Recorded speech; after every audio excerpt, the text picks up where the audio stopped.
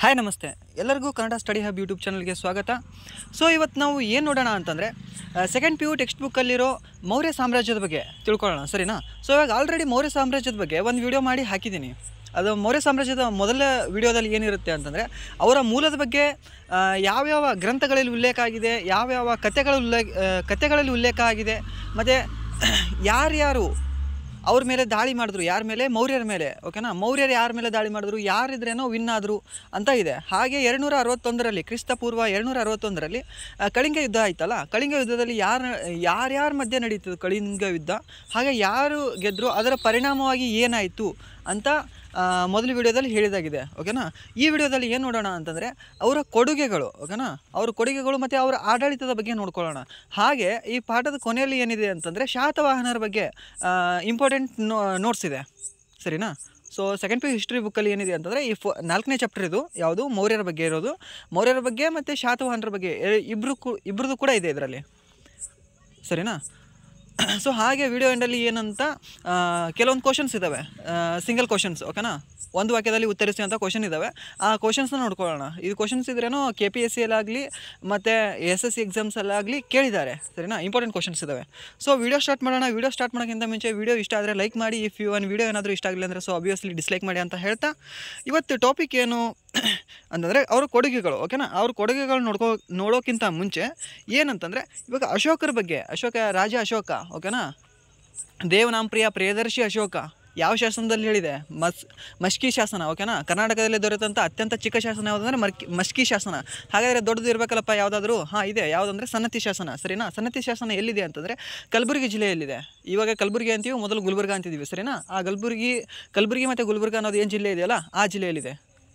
ಕಲ್ಯಾಣ ಕರ್ನಾಟಕದ ಆಫೀಸ್ ಇದೆಯಲ್ಲ ಕಲಬುರಗಿಯಲ್ಲಿ, ಆ ಕಲಬುರಗಿನಲ್ಲೇ ಸನ್ನತಿ ಅನ್ನೋದು ಕೂಡ ಇದೆ. ಓಕೆ? ಆ ಸನ್ನತಿಯಲ್ಲಿ ಹಾಗೆ ಶಾತವಾಹನರಿಗೆ ಸಂಬಂಧಿಸಿದಂಥ ಬೌದ್ಧ ಅವಶೇಷಗಳು ಕೂಡ ಸಿಕ್ಕಿದ್ದಾವೆ. ಬೌದ್ಧ ಧರ್ಮದ ಅವಶೇಷಗಳು ಯಾವ ಊರಲ್ಲಿ ಸಿಕ್ಕಿದಾವೆ ಅಂತ ಕೇಳಿದ್ರೆ ಅದು ಸನ್ನತಿಯಲ್ಲಿ ಸಿಕ್ಕಿದೆ ಅಂತ ಹೇಳಬೇಕು. ಹಾಗೆ ಅಶೋಕನ ಅತ್ಯಂತ ದೊಡ್ಡ ಶಾಸನ ಕರ್ನಾಟಕದಲ್ಲಿ ಯಾವುದಿದೆ ಅಂತ ಕೇಳಿದ್ರೆ ಅದು ಸನ್ನತಿ ಶಾಸನ, ಸರಿನಾ? ಸೊ ಆ ಅಶೋಕ ಇದ್ದಾರಲ್ಲ ಅವ್ರ ಬಗ್ಗೆ ಇದ್ರೇನು ಒಬ್ಬರು ಮಾತು ಹೇಳಿದ್ದಾರೆ, ಒಬ್ಬ ಇತಿಹಾಸಕಾರರು. ಯಾರು ಅಂತಂದರೆ H.G. ವೆಲ್ಸ್. ಓಕೆನಾ? H.G. ವೆಲ್ಸ್ ಅನ್ನೋರು ಹೇಳಿದ್ದಾರೆ. ಏನು ಹೇಳಿದ್ದಾರೆ ಅಂತಂದರೆ ಇತಿಹಾಸವೆಂಬ ದಿಗಂತದಲ್ಲಿ ಅಶೋಕನೊಬ್ಬನೇ ಧ್ರುವತಾರೆಯಂತೆ ಜಾಜ್ವಲ್ಯ ಮಾನವಾಗಿ ಬೆಳಗುತ್ತಿದ್ದಾನೆ. ಓಕೆನಾ? ಯಾರು ಹೇಳಿದ್ದಾರೆ ಅಂದರೆ H.G. ವೆಲ್ಸ್. ಯಾರ ಬಗ್ಗೆ ಅಂತಂದರೆ ಅಶೋಕರ ಬಗ್ಗೆ. ಓಕೆನಾ?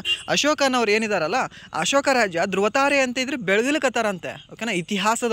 ಇತಿಹಾಸದೊಳಗೆ ಒಂದು ಕೋಣೆ ಒಂದಿದ್ರೇನೋ ಜಗತ್ತು ಅಂತಂದರೆ ಅದರಲ್ಲಿ ಬೆಳಗೋ ದ್ವೀಪ ಯಾವುದು ಅಂತಂದರೆ ಅಶೋಕ ಅಂತ ಹೇಳಿದ್ದಾರೆ. ಯಾರು? ವೆಲ್ಸ್. ಹೇಗೆ ನೆನ್ಪಿಡ್ಬೇಕು ಇದು ವೆಲ್ಸ್ ಅಂತಂದರೆ ವೆಲ್ ಸೈಡ್. ಓಕೆ? ಏನು ಹೇಳಿದ್ದಾನೆ ವೆಲ್ಸ್? ನಾವು ವೆಲ್ ಸೈಡ್ ಚೆನ್ನಾಗಿ ಹೇಳಿದ್ದಾನೆ. ಓಕೆನಾ? ಸೊ ಆ ವೆಲ್ಸ್ ಅಶೋಕರ ಬಗ್ಗೆ ಚೆನ್ನಾಗಿ ಹೇಳಿದ್ದಾನೆ. ಸೊ ಹಾಗೆ ಸ್ಮಿತ್ ಅಂತ ಬರ್ತಾನೆ. ಸ್ಮಿತ್ ಯಾರ ಬಗ್ಗೆ ಹೇಳ್ತಾನೆ ಅಂತಂದರೆ ಅವನು ಕೂಡ ಒಬ್ಬ ಇತಿಹಾಸಕಾರ. ಓಕೆನಾ?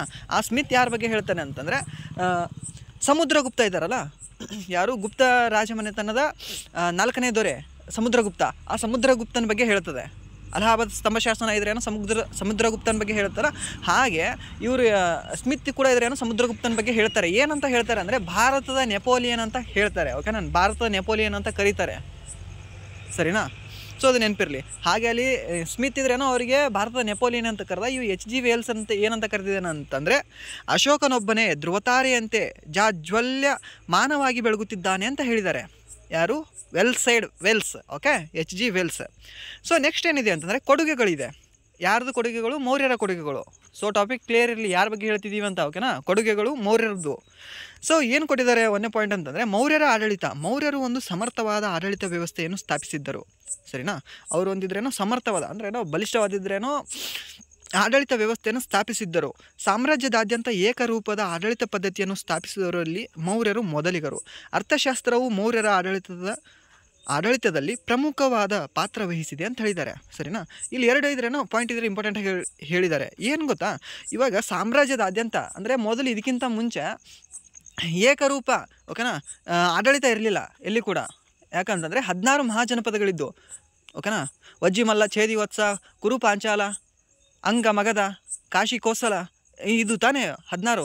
ಆ 16 ಇದಾವಲ್ಲ, ಆ 16ರಲ್ಲೂ ಕೂಡ ಇದ್ರೆ ಬೇರೆ ಬೇರೆ ಆಡಳಿತ ರೂಪ ಇತ್ತು. ಸೊ ಫಸ್ಟ್ ಟೈಮ್ ಏನು ಮಾಡ್ತಾರೆ ಇವರು ಯಾರು ಮೌರ್ಯರು ಅಂತಂದರೆ ಏಕರೂಪ ಆಡಳಿತ ತರ್ತಾರೆ. ಫಸ್ಟ್ ಇದ್ರೇನೋ ಇವಾಗ ಸ್ಟೇಟ್ಮೆಂಟಲ್ಲಿ ಕೊಡ್ಬೋದು, ಏನಂತ ಕೊಡ್ತಾರೆ ಅಂತಂದರೆ ಏಕರೂಪದ ಆಡಳಿತ ಪದ್ಧತಿಯನ್ನು ಸ್ಥಾಪಿಸಿದವರು ಯಾರು ಮೊದಲಿಗರು ಅಂತ ಕೇಳಿದ್ರೆ ಅಲ್ಲಿ ನಂದವಂಶ, ಶಿಶುನಾಗ ವಂಶ, ಅದಾದ ನಂತರ ಮತ್ಯಾವುದು ಮಗಧ ವಂಶ, ಮತ್ತು ಮೌರ್ಯರು, ಇಲ್ಲ ಅಂತಂದರೆ ಕುಶಾಣರು ಅಂತ ಕೊಟ್ಟರೆ ನೀವು ಏನು ಹಾಕಬೇಕಾಗುತ್ತೆ ಅಂದರೆ ಮೌರ್ಯರು ಹಾಕಬೇಕಾಗುತ್ತೆ. ಸರಿನಾ? ಮೌರ್ಯರು. ನೆಕ್ಸ್ಟ್ ಏನು ಕೊಟ್ಟಿದೆ ಅಂದರೆ ಅರ್ಥಶಾಸ್ತ್ರವು ಮೌರ್ಯರ ಆಡಳಿತದಲ್ಲಿ ಪ್ರಮುಖವಾದ ಪಾತ್ರ ವಹಿಸಿದೆ ಅಂತ ಹೇಳಿದ್ದಾರೆ. ಅರ್ಥಶಾಸ್ತ್ರ ಇದೆಯಲ್ಲ, ಈ ಅರ್ಥಶಾಸ್ತ್ರ ಏನು? ಅರ್ಥಶಾಸ್ತ್ರ ಅಂದರೆ ಎಕನಾಮಿಕ್ಸಾ? ಅಲ್ಲ. ಅರ್ಥಶಾಸ್ತ್ರ ಏನಿದೆ ಅಂತಂದರೆ ಇವಾಗ ಚಾಣಕ್ಯ ಇದ್ದಾರಲ್ಲ, ವಿಷ್ಣುಗುಪ್ತ, ಕೌಟಿಲ್ಯ, ಅವರು ಬರೆದಿರೋ ಬುಕ್. ಆ ಅರ್ಥಶಾಸ್ತ್ರ ಎದ್ರ ಬಗ್ಗೆ ಹೇಳ್ತದೆ ಅಂತ ಕೇಳಿದ್ದಾರೆ ಸ್ಟೇಟ್ ಎಕ್ಸಾಮ್ಸಲ್ಲಿ. ಓಕೆನಾ? ಆ ಎದ್ರ ಬಗ್ಗೆ ಹೇಳ್ತದೆ ಅಂದರೆ ಸಪ್ತಾಂಗಗಳ ಬಗ್ಗೆ ಹೇಳ್ತದೆ. ಸಪ್ತಾಂಗ ಏನಂತಂದರೆ ರಾಜನ ಬಗ್ಗೆ ಹೇಳ್ತದೆ, ಅವನು ಕೋಟೆಗಳ ಬಗ್ಗೆ ಹೇಳ್ತದೆ, ಕೋಶದ ಬಗ್ಗೆ ಹೇಳ್ತದೆ, ಮತ್ತು ಒಂದು ವಿದೇಶಾಂಗ ನೀತಿ ಹೆಂಗಿರ್ಬೇಕಂತ ಹೇಳ್ತದೆ, ಮತ್ತು ಜನಪದ ಬಗ್ಗೆ ಹೇಳ್ತದೆ. ಸರಿನಾ? ಇಷ್ಟೆಲ್ಲ ಹೇಳ್ತದೆ. ಜನಪದ ಅಂದರೆ ಅವ್ರದ್ದು ಜನ ಇದ್ರಲ್ಲ, ಸಿವಿಲಿಯನ್ಸ್, ಅವನ ಆಡಳಿತದಲ್ಲಿ ಅವನ ಪ್ರಜೆಗಳು, ಯಾರ್ದು ರಾಜರ ಪ್ರಜೆಗಳು, ಮೌರ್ಯರ ರಾಜರ ಪ್ರಜೆಗಳು, ಅವ್ರ ಬಗ್ಗೆ ಹೇಳ್ತದೆ. ಯಾವುದು? ಅರ್ಥಶಾಸ್ತ್ರ. ಆ ಅರ್ಥಶಾಸ್ತ್ರ ಅನ್ನೋ ಬುಕ್ಕಲ್ಲಿ ಹೆಂಗೆ ಬರ್ತಿದೆಯಲ್ಲ ಆ ರೀತಿಯೇ ಅವ್ರು ಆಡಳಿತ ಮಾಡಿದ್ದಾರೆ. ಸೊ ಅದು ಒಂದು ರೀತಿ ಅವರಿಗೆ ಬ್ಲೂ ಪ್ರಿಂಟ್ ಇದ್ದಂಗೆ. ಯಾವುದು? ಅರ್ಥಶಾಸ್ತ್ರ ಅನ್ನೋದು. ಒಬ್ಬ ರಾಜ ಆಡಳಿತ ಮಾಡಬೇಕು ಅಂತಂದರೆ ಅವನಿಗೆ ಬ್ಲೂ ಪ್ರಿಂಟ್ ಯಾವುದಪ್ಪ ಅಂತಂದರೆ ಅರ್ಥಶಾಸ್ತ್ರ ಅನ್ನೋ ಬುಕ್ಕು. ಓಕೆನಾ? ಈ ಅರ್ಥಶಾಸ್ತ್ರ ಅನ್ನೋ ಬುಕ್ ಇವಾಗ ರೀಸೆಂಟಾಗಿ ಎಲ್ಲಿ ಸಿಕ್ಕಿದೆ ಅಂತ ಕೇಳಿದ್ರೆ ಅದು ಕೇಳಿದ್ದಾರೆ. ಈ ಕ್ವಶನ್ ಇದ್ರೆ ಸ್ಟೇಟ್ ಎಕ್ಸಾಮ್ಸಲ್ಲಿ ಜಾಸ್ತಿ ಕೇಳಿದ್ದಾರೆ.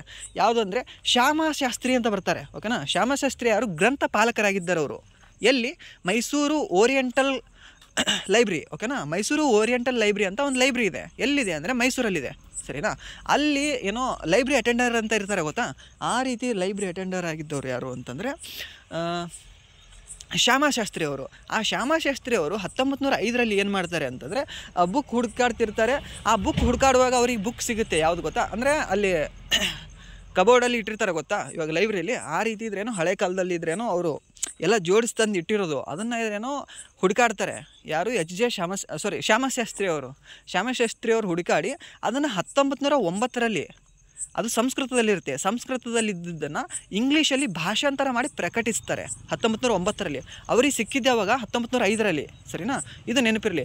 ಎಲ್ಲಿ ಅಂತಂದರೆ ಮೈಸೂರು ಓರಿಯೆಂಟಲ್ ಲೈಬ್ರರಿ. ಮೊನ್ನೆ ಎದರಲ್ಲಿ BMTC ಎಕ್ಸಾಮ್ ನಡೀತು, ಗೊತ್ತಾ? BMTCನಲ್ಲಿ ಕೇಳಿದ್ದಾರೆ ಮೈಸೂರು ಓರಿಯೆಂಟಲ್ ಲೈಬ್ರರಿ ಯಾವಾಗ ಸ್ಟಾರ್ಟ್ ಆಯಿತು ಅಂತ ಕೇಳಿದ್ದಾರೆ. ಸೊ ಅಲ್ಲಿ ಆಪ್ಷನ್ ಏನು ಕೊಟ್ಟಿದ್ದಾರೆ ಅಂತಂದರೆ 1887 ಮತ್ತು 1892, 1896 ಮತ್ತು 1874 ಹಿಂಗೆ ಸಮಥಿಂಗ್ ಇದ್ರೆ ಕೊಟ್ಟಿದ್ದಾರೆ. ಬಟ್ ಇದಕ್ಕೆ ಸರಿಯಾದ ಉತ್ತರ ನಾವು ಗೂಗಲ್ ಮಾಡಿದಾಗ ಏನಂತ ಸಿಗುತ್ತೆ ಅಂದರೆ 1890 ಅಂತ ಸಿಗುತ್ತೆ. ಸರಿನಾ? ಬಟ್ ಅಲ್ಲಿ ಆಪ್ಷನಲ್ಲಿದ್ದರೆ ನಾನು ಜಸ್ಟ್ ಇವಾಗ ಹೇಳಿದೆ, ಬಟ್ ಇದರಲ್ಲಿ ಆಪ್ಷನಲ್ಲಿ ಇರಲಿಲ್ಲ 1890. ಬಟ್ ಅಲ್ಲಿ ಏನಿತ್ತಂದರೆ 1887 ಅಂತ ಇತ್ತು. ಯಾಕಂದರೆ 1887ರಲ್ಲಿ ಅದನ್ನು ಕಟ್ಟಕ್ಕೆ ಸ್ಟಾರ್ಟ್ ಮಾಡ್ತಾರೆ. ಅದು ಉದ್ಘಾಟನೆ ಆಗೋದು 1890. ಸರಿನಾ? ಸೊ 1887ರಲ್ಲಿ ಅದನ್ನು ಕಟ್ಟಕ್ಕೆ ಸ್ಟಾರ್ಟ್ ಮಾಡ್ತಾರೆ. 1890ರಲ್ಲಿ ಅದು ಕಟ್ಟಡ ಮುಗಿದಿದೆ. ಇದು 2 ಡೇಟ್ ನಿಮಗೆ ನೆನಪಿರಲಿ. ಸರಿನಾ? ಇಸ್ವಿ. ಸೊ ಇದು ಇಂಪಾರ್ಟೆಂಟ್ ಇದೆ, ಯಾಕಂದರೆ ಕೇಳಿದ್ದಾರೆ ಇವಾಗ ಆಲ್ರೆಡಿ. ಯಾವುದು? ಮೈಸೂರು ಓರಿಯೆಂಟಲ್ ಲೈಬ್ರರಿ ಬಗ್ಗೆ. ಸೊ ಅದು ಅರ್ಥಶಾಸ್ತ್ರದ ಬಗ್ಗೆ ಸ್ವಲ್ಪ ಅದನ್ನೇನೋ ತೊಗೊಂಡು ಬಂದೆ. ಸೊ ನೆಕ್ಸ್ಟ್ ಏನಿದೆ ಅಂತಂದರೆ ಕೇಂದ್ರ ಸರ್ಕಾರ ಯಾರ್ದು? ಮೌರ್ಯರದ ಕೇಂದ್ರ ಸರ್ಕಾರ. ಇಲ್ಲಿ ಏನಿದೆ ಅಂದರೆ ರಾಜನೇ ರಾಜ್ಯದ ಮುಖ್ಯಸ್ಥನಾಗಿದ್ದನು. ರಾಜನು ಶಾಸಕಾಂಗ, ಕಾರ್ಯಾಂಗ, ನ್ಯಾಯಾಂಗ ಹಾಗೂ ಸೈನ್ಯಾಧಿಕಾರದ ಪ್ರಮುಖ ಮೂಲವಾಗಿದ್ದನು. ರಾಜನು ಧರ್ಮದ ಪರಿಮಿತಿಗೊಳಪಟ್ಟಿದ್ದನು. ಪ್ರಜೆಗಳ ಯೋಗಕ್ಷೇಮಕ್ಕಾಗಿ ಕಾರ್ಯನಿರ್ವಹಿಸುವುದೇ ರಾಜನ ಪ್ರಮುಖ ಕರ್ತವ್ಯವಾಗಿತ್ತು. ಓಕೆನಾ? ಒಟ್ಟೆ ಇಲ್ಲಿದ್ರೆ ಏನೋ ಬೇಸಿಕ್ ಪಾಯಿಂಟ್ ಏನು ಗೊತ್ತಾ? ಬೇಸಿಕ್ ಸ್ಟ್ರಕ್ಚರ್ ಏನಂತಂದರೆ ಅವನ ಪ್ರಜೆನೇ ಏನೋ ಅವನಿಗೆ ಮುಖ್ಯ ಇದ್ರೇನೋ ಕಾರ್ಯ ಇದೆ, ಅವ್ರದ್ದಿದ್ರೇನೋ ಪ್ರಜೆಗಳದ್ದು ಯೋಗಕ್ಷೇಮನೇ. ಸರಿನಾ? ಬಟ್ ಇದ್ರ ಪ್ರಜೆಗಳ ಯೋಗಕ್ಷೇಮನೇ ಅವ್ರದ್ದು ಮುಖ್ಯ ಕಾರ್ಯ ಇದೆ ಅಂತ ಹೇಳ್ತಿದ್ದಾರೆ. ಇನ್ನೊಂದು ಏನು ಗೊತ್ತಾ? ಸ್ಟೇಟ್ ಎಕ್ಸಾಮ್ಸಲ್ಲೇ ಕೇಳಿದ್ದಾರೆ, ಮೌರ್ಯರ ಕಾಲದಲ್ಲಿ ತೆರಿಗೆ ಕಟ್ಟಲಾರವ್ರಿಗೆ ಏನು ಮಾಡಲಾಗಿತ್ತು, ಯಾವ ಶಿಕ್ಷೆ ವಿಧಿಸಲಾಗಿತ್ತು ಅಂತ ಕೇಳಿದ್ದಾರೆ. ಸರಿನಾ? ಅಲ್ಲಿ ಕ್ರೂಯಲ್ ಇದೆ, ಅಲ್ಲಿ ಸಾವಿನ ಶಿಕ್ಷೆ ಇದೆ ಅವರಿಗೆ. ಎಲ್ಲಿ? ಮೌರ್ಯರ ಆಡಳಿತದಲ್ಲಿ. ತೆರಿಗೆ ಕಟ್ಟಲಿಲ್ಲ ಅಂದರೆ ಅವ್ರಿಗಿದ್ರೇನೋ ಮರಣದಂಡನೆ ಕೊಡ್ತಿದ್ರಂತೆ. ಎಲ್ಲಿ? ಮೌರ್ಯರ ಆಡಳಿತದಲ್ಲಿ. ಬಟ್ ಇಲ್ಲಿ ಇದನ್ನು ಕೂಡ ಹೇಳ್ತಾರೆ, ಏನಂತಂದರೆ ಯೋಗಕ್ಷೇಮಕ್ಕಾಗಿ ನಿರ್ವಹಿಸುತ್ತಾರೆ ಅಂತ. ಯಾವುದು ಸುಳ್ಳು ಯಾವುದು ನಿಜ ಅಂತ ಗೊತ್ತಿಲ್ಲ. ಬಟ್ ಏನೋ ಈ ರೀತಿ ಓದಿರ್ತೀವಿ ನಾವು. ಯಾವುದಂದರೆ ಯೋಗಕ್ಷೇಮಕ್ಕಾಗಿದ್ರೇನೋ ಕಾರ್ಯನಿರ್ವಹಿಸುವುದೇ ರಾಜನ ಪ್ರಮುಖ ಕರ್ತವ್ಯವಾಗಿತ್ತು ಅಂತ ಓದಿರ್ತೀವಿ. ಬಟ್ ಅಲ್ಲಿ ಆಪ್ಷನ್ ಕೊಟ್ಟಾಗ ಮರಣದಂಡನೆ ವಿಧಿಸುವುದಾಗಿತ್ತು, ಅವರನ್ನು ಸುಮ್ಮನೆ ಬಿಟ್ಟು ಬಿಡುತ್ತಿದ್ದರು, ಅವರಿಗೆ ಇದ್ರೇನೋ ಮುಂದಿನ ಸಾರಿಗೆ ಇದನ್ನು ಕಟ್ಟು ಅಂತ ಹೇಳುತ್ತಿದ್ದರು, ಇಲ್ಲ ಅಂತಂದರೆ ಅವರ ದವಸ ಧಾನ್ಯಗಳನ್ನು ತೆಗೆದುಕೊಂಡು ಬರುತ್ತಿದ್ದರು. ಈ ರೀತಿ ಏನಾದರೂ ಕೊಟ್ಟರೆ ಅವ್ರಿಗೆ ಸುಮ್ಮನೆ ಬಿಡ್ತಿದ್ದರು, ಇಲ್ಕಂದ್ರೆ ಮುಂದಿನ ಸರಿ ಕೊಡು ಅಂತ ಹೇಳ್ತಿದ್ರು ಅಂತ ಅದು ಆಪ್ಷನ್ ಹಾಕ್ತೀವಿ ನಾವು. ಬಟ್ ಯಾವಾಗಲೂ ಕೂಡ ನಾವು ಸಾವು ಕೊಡ್ತಿದ್ರು, ಅವರಿದ್ರೆ ಮರಣದಂಡನೆ ಕೊಡ್ತಿದ್ರು ಅಂತ ನಾವು ಹಾಕಕ್ಕೆ ಆಗಲ್ಲ. ಸೊ ಬಟ್ ಇದು ಪಾಯಿಂಟ್ ನೆನಪಿರಲಿ ನಿಮಗೆ. ಬಟ್ ಅವರಲ್ಲಿದ್ರೇನೋ ಮರಣದಂಡನೆ ಕೊಡ್ತಿದ್ರು, ಯಾರು ಮೌರ್ಯರ ಕಾಲದಲ್ಲಿ. ಇದು ಕೂಡ ಸ್ಟೇಟ್ ಎಕ್ಸಾಮ್ಸಲ್ಲೇ ಕೇಳಿದ್ದಾರೆ, ಸರಿನಾ. ಸೊ ನೆಕ್ಸ್ಟ್ ಏನಿದೆ ಅಂದರೆ ಮಂತ್ರಿ ಪರಿಷತ್ತು ಇದೆ. ಮಂತ್ರಿ ಪರಿಷತ್ತು ಏನಂತಂದರೆ, ಇವಾಗ ರಾಜ ಇರ್ತಾನೆ, ರಾಜಂದೆಲ್ಲ ಇದ್ರೆ ಮಂತ್ರಿಗಳಿರ್ಬೇಕಲ್ಲ, ಓಕೆನಾ. ಇವಾಗ ಅಷ್ಟ ದಿಗ್ಗಜರು ಯಾರ ಆಸ್ಥಾನದಲ್ಲಿದ್ದರು? ಕೃಷ್ಣದೇವರಾಯನ ಆಸ್ಥಾನದಲ್ಲಿದ್ದರು, ವಿಜಯನಗರ ಆಸ್ಥಾನದಲ್ಲಿ. ಹಾಗೆ ನೆಕ್ಸ್ಟ್ ಇದ್ರೇನೋ ಪಂಚಪ್ರಧಾನರಲ್ಲಿರ್ತಾರೆ, ಹೊಯ್ಸಳ ರಾಷ್ಟ್ರ ಆಸ್ಥಾನದಲ್ಲಿರ್ತಾರೆ. ಮತ್ತು ಅಷ್ಟಪ್ರಧಾನರಲ್ಲಿರ್ತಾರೆ. ನಾನು ಇವಾಗಲೇ ಹೇಳಿದ್ದು ಪಂಚಪ್ರಧಾನ, ಸರಿನಾ, ಅದು ಹೊಯ್ಸಳ ಅಂತ ಹೇಳಿದೆ.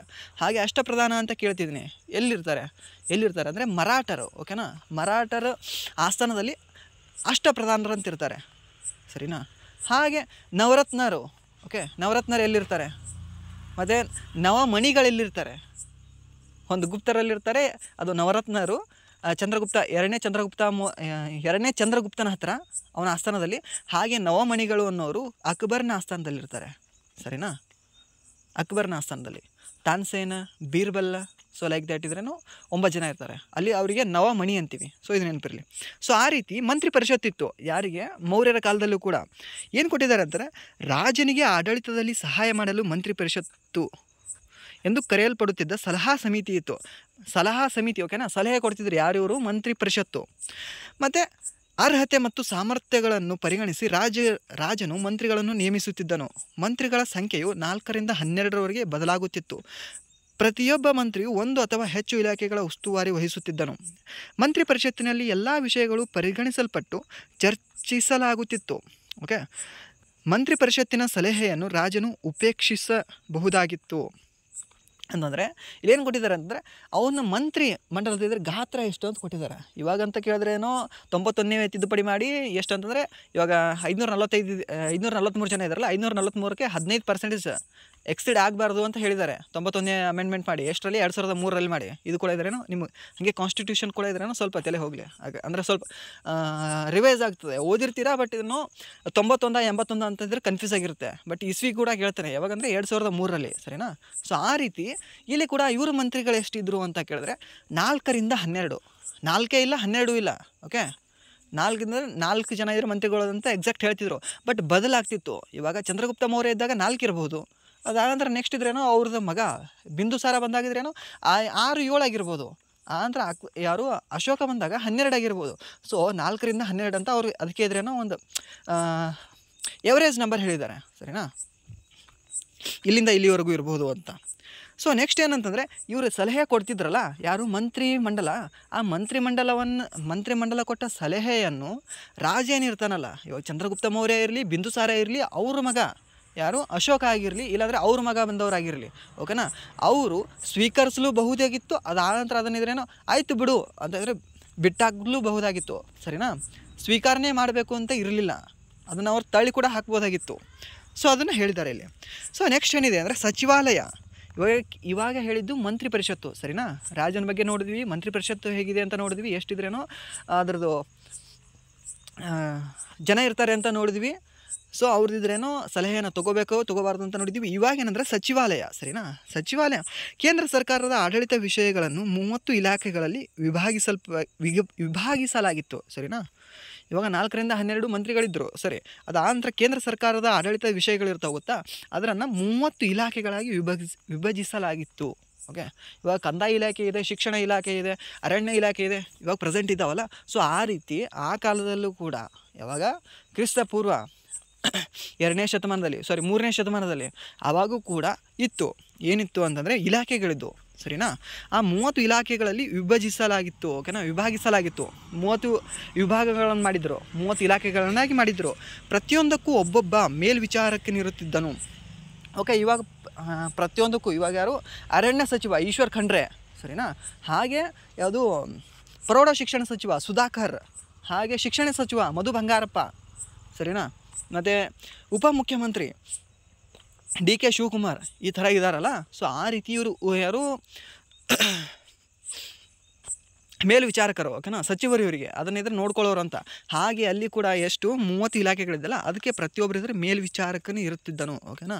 ನೀರಾವರಿ, ಮಾರುಕಟ್ಟೆ, ಶಿಕ್ಷಣ, ಪರಿಹಾರ ಇತ್ಯಾದಿ ರಾಜ್ಯದ ಕಾರ್ಯಗಳನ್ನು ಅವು ನಿರ್ವಹಿಸುತ್ತಿದ್ದವು ಅಂತ ಹೇಳಿದ್ದಾರೆ, ಓಕೆನಾ. ಇವೆಲ್ಲ ಇದ್ರೇನೋ ಇಲಾಖೆಗಳಿದ್ದು. ಯಾವ್ಯಾವ ಇಲಾಖೆಗಳಿದ್ದು ಅಂದರೆ ನೀರಾವರಿ ಇಲಾಖೆ ಇತ್ತು, ಯಾಕಂದರೆ ಮತ್ತು ಜನರಿಗಿದ್ರೇನೋ ನೀರಾವರಿ ನಾವು ಕೊಟ್ಟರೆ ಮಾತ್ರ ಅಲ್ಲಿ ಚೆನ್ನಾಗಿ ಬೆಳೆ ಬೆಳೀತಾರೆ, ಅಲ್ಲಿದ್ರೇನೋ ನಮಗೆ ಟ್ಯಾಕ್ಸ್ ತಂದು ಕೊಡ್ತಾರೆ, ಸರಿನಾ.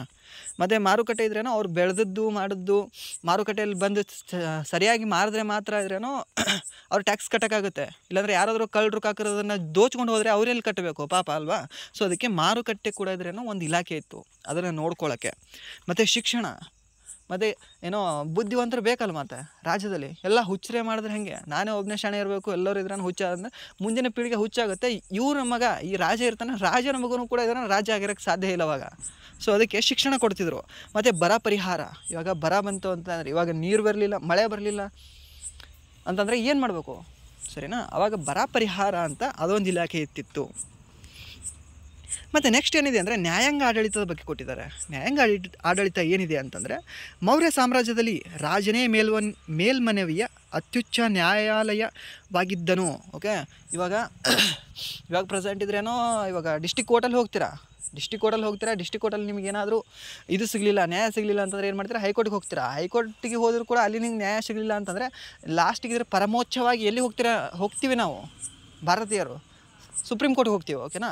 ಸುಪ್ರೀಂ ಕೋರ್ಟನ್ನು ಹೆಸರೇ ಸುಪ್ರೀಂ ಅಂತಿದೆ, ಅಂದರೆ ಏನೋ ಫುಲ್ ಅತಿ ಶ್ರೇಷ್ಠವಾಗಿರೋದು ಸುಪ್ರೀಂ, ಓಕೆ, ಸರ್ವೋಚ್ಚ, ಎಲ್ಲಕ್ಕಿಂತ ಶ್ರೇಷ್ಠ ನ್ಯಾಯಾಲಯ, ಅಲ್ಲಿ ಹೋಗ್ತೀವಿ ತಾನೆ. ಹಾಗೆ ಅಲ್ಲಿದ್ರೇನೋ ಯಾರು ಮುಖ್ಯ ನ್ಯಾಯಮೂರ್ತಿ, ಪ್ರೆಸೆಂಟ್ ಯಾರಿದ್ದಾರೆ, ಸಂಜೀವ್ ಖನ್ನಾ, ಸರಿನಾ. ಕರೆಂಟ್ ಅಫೇರ್ಸಲ್ಲಿದೆ, 2-3 ಡೇಸ್ ಆಯಿತು ಅವ್ರ ಪದಗ್ರಹಣ ಆಗಿ. ಸೊ ಆ ಸಂಜೀವ್ ಖನ್ನಾ ಇದ್ದಾರಲ್ಲ, ಸೊ ಇವಾಗ ಹೇಗಾದ್ರೆ ಸಂಜೀವ್ ಖನ್ನಾ ಮೀನ್ಸ್ ಏನೋ ಅವರು ಹೆಸರಿಗೆ ಮಾತ್ರ, ಬಟ್ ಇದ್ರೆ ಅಲ್ಲಿ 33+1 ಜನ ಇರ್ತಾರೆ, ಅಂದರೆ 34 ಜನ ಇರ್ತಾರೆ. ಸೊ ಅವರೆಲ್ಲ ಕೂಡಿದ್ರೇನೋ ಒಂದು ಕೋರಮಲ್ಲಿದ್ರೇನೋ ಇದು ಕೊಡ್ತಾರೆ, ತೀರ್ಪು ಕೊಡ್ತಾರೆ, ಸರಿನಾ.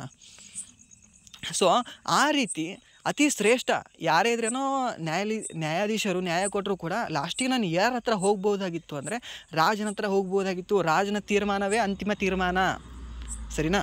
ಸೊ ಅದು ಆಗಿತ್ತು. ಸೊ ನೆಕ್ಸ್ಟ್ ಏನಿದೆ ಅಂದರೆ ಮೌರ್ಯ ಸಾಮ್ರಾಜ್ಯದಲ್ಲಿ ನಾಗರಿಕ ಮೊಕದ್ದಮೆಗಳಿಗೆ ಸಂಬಂಧಿಸಿದಂತೆ ಧರ್ಮಸ್ಥೇಯ, ಓಕೆ, ಹಾಗೂ ಅಪರಾಧಿ ಮೊಕದ್ದಮೆಗಳಿಗೆ ಸಂಬಂಧಿಸಿದಂತೆ ಕಂಟಕ ಶೋಧನ ಎಂಬ 2 ಬಗೆಯ ನ್ಯಾಯಾಲಯಗಳಿದ್ದವು, ಸರಿನಾ. ಇವಾಗ ನಾಗರಿಕ ಮೊಕದ್ದಮೆ ಏನಂತಂದ್ರೆ, ನನ್ನ ಗಂಡ ನನಗೆ ಹೊಡ್ಲಿಕ್ಕತ್ತಾನ್ರಿ, ಓಕೆ. ಅದಾದ ನಂತರ ಏನಂತಂದರೆ, ಇವ ಇದ್ರೇನೋ ನನ್ನ ಅಂಗಡಿ ಮುಂದೆ ಇದ್ರೇನೋ ಬಂದಿದ್ರೆ ಕೆಣಕ್ಕೆ ನನ್ನ ಕೂಡ ಜಗಳ ತೆಗ್ದಾನ್ರಿ, ಸರಿನಾ. ಸೊ ಈ ಥರದ್ದು ಇವು ಏನು ಅಂತಂದರೆ ನಾಗರಿಕ ಮೊಕದ್ದಮೆಗಳು, okay. Civil court, criminal court ಅಂತ ಇರ್ತೇವೆ ಗೊತ್ತಾ. ಸೊ ಆ ಥರ ಸಿವಿಲ್ ಕೋರ್ಟ್ ಯಾವುದು ಅಂದರೆ ಧರ್ಮಸ್ಥೇಯ, ಓಕೆ.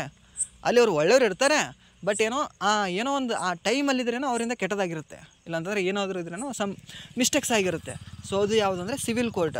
ಬಟ್ ಇದ್ರೇನೋ ಈ ಕ್ರಿಮಿನಲ್ ಕೋರ್ಟ್ ಇದೆಯಲ್ಲ, ಅವನದು ಕ್ರೈಮ್ ಮಾಡಿರ್ತಾನೆ, ಅಂದರೆ ಕ್ಷಮಿಸ್ಲಿಕ್ಕೆ ಆಗದೆ ಇರೋ ತಪ್ಪು ಮಾಡಿರ್ತಾನೆ ನನ್ನ ಮಗ, ಓಕೆನಾ.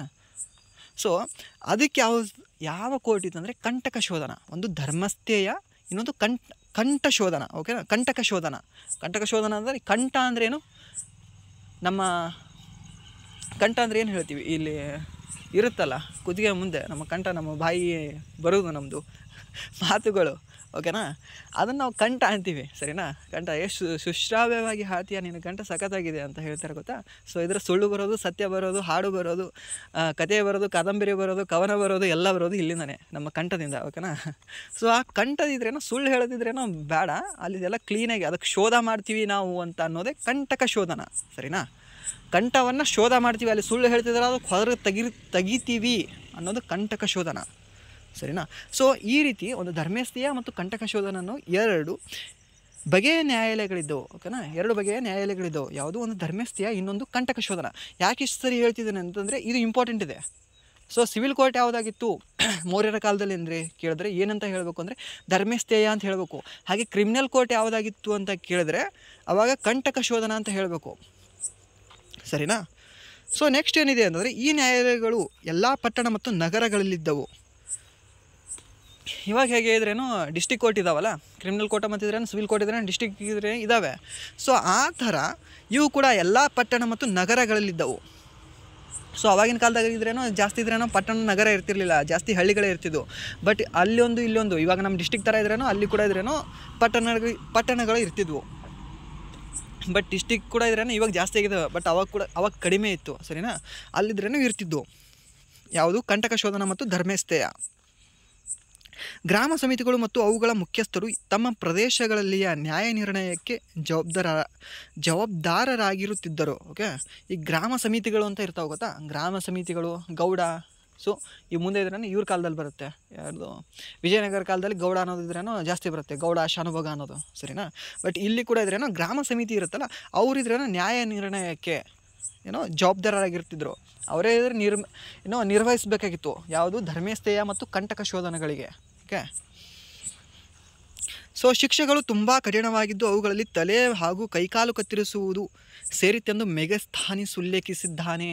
ಓಕೆ, ಇವಾಗ ಹಿಂಗೆ ಕೇಳ್ಬೋದು, ಕ್ವಶನ್ ಹೆಂಗೆ ಕೇಳ್ಬೋದು ಗೊತ್ತಾ, ಇಷ್ಟು ಓದಿರ್ತೀವಿ, ಇಷ್ಟು ಓದ ನಂತರ ಇಂಡಿಕಾದಲ್ಲಿ ಏನಂತ ಹೇಳಲ್ಪಟ್ಟಿದೆ ಅಂತ ಕೇಳ್ತಾರೆ. ಓಕೆ, ಇಂಡಿಕಾ ಯಾರು ಬರೆದಿದ್ದು? ಮೆಗಸ್ಥಾನ್ ಬರೆದಿದ್ದು. ಸೊ ಮೆಗಸ್ಥಾನಿಸ್ ಬರೆದಿದ್ದಾನೆ ಅಂತಂದರೆ ಮೆಗಸ್ಥಾನಿಸ್ ತಾನೇ ಹೇಳ್ತಿದ್ದಾನೆ ಇಲ್ಲಿ ಏನಂತ, ತಲೆ ಮತ್ತು ಕೈಕಾಲು ಕತ್ತರಿಸೋದು ಕೂಡ ಇದ್ರೇನು ಅದು ಆಗಿತ್ತು, ಅವ್ರು ತಪ್ಪು ಮಾಡಿದರೆ ಅಂತ. ಸೊ ಇಂಡಿಕಾದಲ್ಲಿ ಏನಂತ ಹೇಳಿದೆ ಅಂತಂದರೆ, ಅವ್ರು ತಪ್ಪು ಮಾಡಿದರೆ ಅವರಿದ್ರೇನೋ ಶಿಕ್ಷೆ ಹೆಂಗಿತ್ತಂದರೆ ಕಠಿಣವಾಗಿತ್ತು, ಭಯಂಕರವಾಗಿತ್ತು. ಓಕೆ, ತಲೆ ಮತ್ತು ಕೈಕಾಲು ಕತ್ತರಿಸುವುದು ಸೇರಿತ್ತೆಂದು ಮೆಗಸ್ಥಾನಿಸ್ ತಾನೇ ಇಂಡಿಕಾದಲ್ಲಿ ಹೇಳ್ತಾನೆ. ಸರಿಯಾ. ಮೆಗಸ್ಥಾನಿಸ್ ಯಾರ ರಾಯಭಾರಿ ಅಂತ ಕೇಳಿದ್ರೆ ಅದು ಫಸ್ಟ್ ವಿಡಿಯೋದಲ್ಲಿ ಹೇಳಿದೆ. ಮೆಗಸ್ಥಾನಿಸ್ ಯಾರು ಅಂದರೆ ಸೆಲ್ಯೂಕಸ್ನ ರಾಯಭಾರಿ ಆಗಿರ್ತಾನೆ. ಸೆಲ್ಯೂಕಸ್ ಯಾರ ಉತ್ತರಾಧಿಕಾರಿ ಅಂತಂದರೆ ಅಲೆಕ್ಸಾಂಡರ್ ದ ಗ್ರೇಟ್. ಅಲೆಕ್ಸಾಂಡರ್ ವಿಶ್ವವನ್ನೇ ಗೆಲ್ಲಲು ಹೊರಟ 31 ವಯಸ್ಸಿನ ಯುವಕ. ಓಕೆ, ಅವರ ಉತ್ತರಾಧಿಕಾರಿ ಯಾರು ಅಂದರೆ ಸೆಲ್ಯೂಕಸ್ ಸರಿನಾ. ಸೊ ನಂತರ ಏನಿರ್ತದೆ ಅಂತಂದರೆ ಕಂದಾಯದ ಆಡಳಿತ. ಸರಿ, ಇಷ್ಟೊತ್ತು ಆಯಿತು, ಅವ್ರು ಹೆಂಗಾಯಿತು, ಏನು ಮಾಡಿದ್ರು, ಏನೇನಿದ್ರೆ ಅವರ ಆಡಳಿತ ತಂದರು. ಬಟ್ ಇವಾಗಿದ್ರೆ ಅದೆಲ್ಲ ನಡ್ಸಾಕಿದ್ರೆ ದುಡ್ಡು ಬೇಕಲ್ವ, ಅದಕ್ಕೆ ಕಂದಾಯ ಆಡಳಿತ ಇದೆ. ಆ ಕಂದಾಯ ಆಡಳಿತ ಏನು ಹೇಳ್ತದೆ ಅಂತಂದರೆ ಭೂ ಕಂದಾಯ ರಾಜ್ಯಾದಾಯದ ಪ್ರಮುಖ ಮೂಲವಾಗಿತ್ತು. ಓಕೆ, ಭೂ ಕಂದಾಯ ಇರುತ್ತಲ್ಲ, ಆ ಭೂ ಕಂದಾಯವೇ ರಾಜ್ಯದ ಪ್ರಮುಖ ಆಡಳಿತವಾಗಿತ್ತು. ಇವಾಗ ಪ್ರಮುಖ ಮೂಲ ಇವಾಗ ಯಾವುದಾಗಿದೆ ಅಂದರೆ ಇನ್ಕಮ್ ಟ್ಯಾಕ್ಸ್ ಇದೆ. ಓಕೆ, ಡೈರೆಕ್ಟ್ ಟ್ಯಾಕ್ಸ್ ಇದೆ. ಇವಾಗ ಎಷ್ಟಿದೆ? 19.07 ಏನೋ ಇದೆ. ಇವಾಗ ಈ ವರ್ಷ ಮೊನ್ನೆ ಬಿಡುಗಡೆ ಮಾಡಿದ್ರಲ್ಲ 2024 ಜುಲೈಯಲ್ಲಿ ಬಜೆಟ್ ಹಿಂದಿನ ದಿನ ಸರಿನಾ. ಆ ಬಿಡುಗಡೆ ಮಾಡಿದಾಗ ಅಲ್ಲಿ ಎಷ್ಟಿದೆ ಅಂತಂದರೆ 19.0 ಸಮಥಿಂಗ್ ಇದೆ. ಇವಾಗ ಇದು ಪ್ರಮುಖ ಆದಾಯ ಇದು ದೇಶದ. ಸೊ ಅವಾಗ ಯಾವುದಾಗಿತ್ತು ಅಂತಂದರೆ ಭೂ ಕಂದಾಯ ಆಗಿತ್ತು ಸರಿನಾ. ಲ್ಯಾಂಡ್ ಟ್ಯಾಕ್ಸ್ ಅಂತೀವಲ್ಲ ಇವಾಗ. ಸೊ ಆ ಲ್ಯಾಂಡ್ ಟ್ಯಾಕ್ಸ್ ಆಗಿತ್ತು ಯಾವಾಗ? ಮೌರ್ಯರ ಕಾಲದಲ್ಲಿ. ಮತ್ತು ಉತ್ಪನ್ನದ 1/6 ಓಕೆನಾ. ಅಂದರೆ ಎಷ್ಟು ಅಂತಂದರೆ ಒಂದು ಏನೋ ನೀನು ಬೆಳೆದೀಯಾ ಅದರಲ್ಲಿದ್ರೆ 6 ಭಾಗ ಮಾಡಬೇಕು. 6 ಭಾಗದಲ್ಲಿ 1 ಭಾಗ ಏನಿದೆಯಲ್ಲ ಅದು ರಾಜನ ಕೊಡಬೇಕು, ಉಳಿದದ್ದು 5 ಭಾಗ ನೀನು ಇಟ್ಕೋಬೇಕು ಸರಿನಾ. ಈ ಥರ ರೈತವಾರಿ ಪದ್ಧತಿಯಲ್ಲಿ ಹೇಗಿತ್ತು, ಮಹಲ್ವಾರಿ ಪದ್ಧತಿಯಲ್ಲಿ ಹೇಗಿತ್ತು ಗೊತ್ತಲ್ವಾ? ರೈತವಾರಿ ಪದ್ಧತಿಯಲ್ಲಿ ಮಹಲ್ವಾರಿ ಪದ್ಧತಿಯಲ್ಲಿ 50 ಇತ್ತು. 50 ನಿನ್ನ ಹತ್ರ ಇಟ್ಕೋ, 50 ಇದ್ರೇನು ನನ್ನ ಹಕ್ಕು ಕೊಡು. ಓಕೆ, ರೈತವಾರಿ ಪದ್ಧತಿಯಲ್ಲಿ ಏನಾಗುತ್ತೆ ಅಂದರೆ 55 ನನಗೆ ಕೊಡು, 45 ನೀನು ಇಟ್ಕೋ ಸರಿನಾ. ಬಟ್ ಇದರಲ್ಲಿ ಮೊದಲೊಂದು ಬರುತ್ತಲ್ಲ, ಯಾವ ಪದ್ಧತಿ? ಜಮೀನ್ದಾರಿ ಪದ್ಧತಿ. ಜಮೀನ್ದಾರಿ ಪದ್ಧತಿಯಲ್ಲಿ ಏನು ಮಾಡ್ತಾರೆ ಬ್ರಿಟಿಷರು ಅಂತಂದರೆ ಸೇಲ್ ಮಾಡ್ತಾರೆ. ಜಾಗೀರ್ದಾರ್ ಅವರು ಇವರು ಇರ್ತಾರಲ್ವಾ, ಅಂದರೆ ಜಾಸ್ತಿ ದುಡ್ಡಿರೋರು, ಅವರಿಗೆ ಸೇಲ್ ಮಾಡ್ತಾರೆ. ನೀನಿದ್ರೆ ನೋಡ್ಕೋಪ್ಪ, ಈ ಊರು ನಿನಗಿದ್ರೇನೋ ಲೀಸ್ ಕೊಡ್ತಿದ್ದೀನಿ, ನೀನಿದ್ರೇನೋ ಅಲ್ಲಿ ಯಾರಿಗಾದರೂ ದುಡಿಸು, ಏನು ಮಾಡ್ತೀಯ ಗೊತ್ತಿಲ್ಲ ನನಗಿದ್ರೆ ವರ್ಷಕ್ಕೆ. ಓಕೆನಾ. ಇವಾಗಿದ್ರೇನೋ ಜನವರಿ 21ನೇ ತಾರೀಕು ಸಾಯಂಕಾಲ 6 ಗಂಟೆ ಒಳಗಡೆ ಇದ್ರೆ ನನಗೆ ನೀವು 1 ಲಕ್ಷ ನನ್ನ ಕೈಯಾಗ ತಂದು ಇಡಬೇಕಟ್ಟೆ, ಹೆಚ್ಚಿಗೆ ಹೇಳೋದಿಲ್ಲ ಅಂಥೇಳಿ ಹಿಂಗೆ ಕೊಡ್ತಿದ್ರು. ಅದ್ಯಾವುದು? ಜಮೀನ್ದಾರಿ ಪದ್ಧತಿ ಸರಿನಾ. ಸೊ ಆ ಥರ ಇಲ್ಲಿ ಕೂಡ ಇದ್ರೇನೋ ಕಂದಾಯ ಇದ್ರೇನೋ ಎಷ್ಟು ಟ್ಯಾಕ್ಸ್ ಕಟ್ಟಬೇಕು ಅನ್ನೋದಿತ್ತು. ಎಷ್ಟಿತ್ತಂದರೆ 1/6 ಸರಿನಾ. ಕಂದಾಯವನ್ನು ಹಣ ಅಥವಾ ವಸ್ತು ರೂಪದಲ್ಲಿ ಸಂಗ್ರಹಿಸಲಾಗುತ್ತಿತ್ತು ಸರಿನಾ. ಇವುಗಳು ಸ್ಥಳೀಯ ಅಧಿಕಾರಿಗಳಿಂದ ಸಂಗ್ರಹಿಸಲ್ಪಡುತ್ತಿದ್ದವು. ವೃತ್ತಿಗಳು, ಮನೆಗಳು, ಹಸು ಸಾಕು ಪ್ರಾಣಿಗಳು, ಅರಣ್ಯೋತ್ಪನ್ನಗಳ ಮೇಲಿನ ತೆರಿಗೆ, ಮಾರಾಟ ತೆರಿಗೆ ಇತ್ಯಾದಿ ತೆರಿಗೆಗಳನ್ನು ವಿಧಿಸಲಾಗುತ್ತಿತ್ತು. ಯಾವ್ಯಾವುದ್ರ ಮೇಲೆ ತೆರಿಗೆ ವಿಧಿಸಲಾಗಿತ್ತು ಅಂತ ಕೇಳಿದರೆ, ಇವಾಗ ಇದರ ಮೇಲೆ ವಿಧಿಸ್ತಾರೆ, ಫೋನ್ ಮೇಲೆ ವಿಧಿಸ್ತಾರೆ, ನೀವು ಹಾಕೋ ರಿಚಾರ್ಜ್ ಮೇಲೆ ವಿಧಿಸ್ತಾರೆ.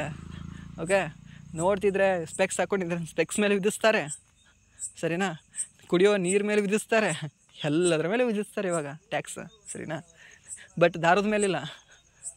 ವೈನ್, ಆಲ್ಕೋಹಾಲ್ ಅದ್ರ ಮೇಲಿಲ್ಲ. ಪೆಟ್ರೋಲ್ ಅದ್ರ ಮೇಲೂ ಇಲ್ಲ, ಸರಿನಾ? ಸೊ ಅವಾಗ ಇದ್ರ ಮೇಲೆ ಏನೋ ಟ್ಯಾಕ್ಸ್ ಹಾಕ್ತಿದ್ರು ಅಂತ ಕೇಳಿದ್ರೆ, ವೃತ್ತಿಗಳು ಯಾರಾದರೂ ಕೆಲಸ ಮಾಡ್ತಿದ್ರಾ, ಓಕೆ ನೀನು ಇದ್ರೆ ಇಲ್ಲಿ ಸಿಟಿಯಾಗಿ ಕೆಲಸ ಮಾಡತ್ತಪ್ಪ, ನೀವು ಇಷ್ಟಿದ್ರೆ ಟ್ಯಾಕ್ಸ್ ಕಟ್ಬೇಕು ನೋಡು, ಇಲ್ಲಾಂದ್ರೆ ಈಗ ಕೆಲಸ ಮಾಡಬೇಡ ಅಷ್ಟೇ. ಅದ್ರ ಮೇಲೆ ಟ್ಯಾಕ್ಸ್ ಇತ್ತು.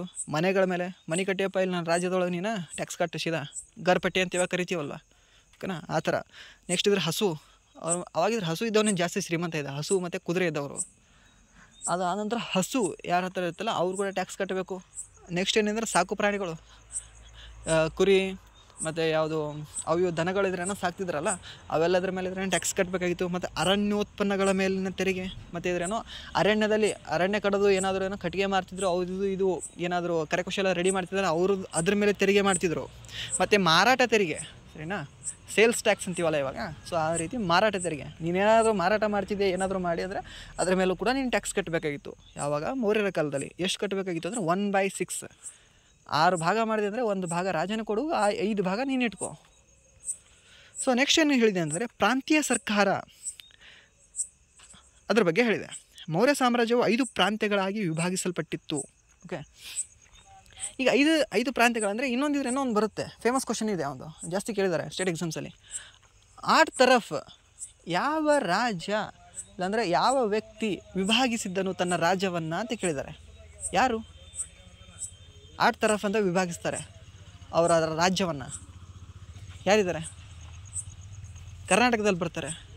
ಕದಂಬರ, ಮೌರ್ಯರು ಕರ್ನಾಟಕದಲ್ಲಿ ಯಾಕೆ ಬರ್ತಾರೆ? ಕರ್ನಾಟಕದಲ್ಲಿ ಆಳಿದ್ದಾರೆ ಗುರು ಅವರು, ಸರಿನಾ?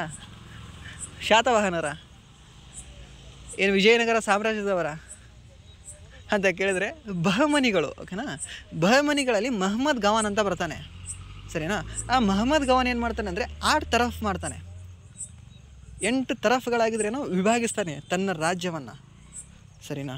ಸೊ ಅದನ್ನು ನೆನ್ಪಿಟ್ಕೊಳ್ಳಿ. ಯಾಕಂದರೆ ಈ ಕ್ವಶನ್ ಇದ್ರೇನೋ ಜಾಸ್ತಿ ಏನೋ ಲವ್ ಇದೆ ಆ ಮಹಮ್ಮದ್ ಗವಾನ್ ಮೇಲೆ, ಆ ಮದ್ರಾಸ ಕಟ್ಟಿದಾರಲ್ಲ ಬೀದರಲ್ಲಿ, ಅದ್ರ ಮೇಲೆ, ಮತ್ತು ಇದು 8 ತರಫ್ ಅನ್ನೋ ಕ್ವಶನ್ ಮೇಲೆ ಸ್ವಲ್ಪ ಲವ್ ಜಾಸ್ತಿ. ಸ್ವಲ್ಪ ಕ್ವಶನ್ ತೆಗಿಯೋರಿಗೆ ಯಾಕೋ ಅದ್ರ ಮೇಲೆ ಇದ್ರೇನೆ ಕೇಳಿದ್ದಾರೆ ಸ್ಪೆಷಲಿ. ಸೊ ಇಲ್ಲಿ ಏನು ಕೊಟ್ಟಿದ್ದಾರೆ ಅಂದರೆ ಮೌರ್ಯ ಸಾಮ್ರಾಜ್ಯ ಏನಿದೆಯಲ್ಲ ಇದು 5 ಪ್ರಾಂತ್ಯಗಳಾಗಿ ವಿಭಾಗಿಸಲ್ಪಟ್ಟಿತ್ತು. ಒಂದು ರಾಜ್ಯ ಏನಂತಂದರೆ, ಇವಾಗ ನಾವು ದೇಶ ಇದ್ರೇನೋ ಕಂದಾಯ ವಿಭಾಗಕ್ಕೆ, ಅಂದರೆ ನಮ್ಮ ರಾಜ್ಯ ಇದೆಯಲ್ಲ, ರಾಜ್ಯ ಕಂದಾಯ ವಿಭಾಗಗಳಾಗಿ 4 ಪ್ರಾಂತ್ಯಗಳು ಮಾಡ್ಕೊಂಡಿದ್ದೀವಿ.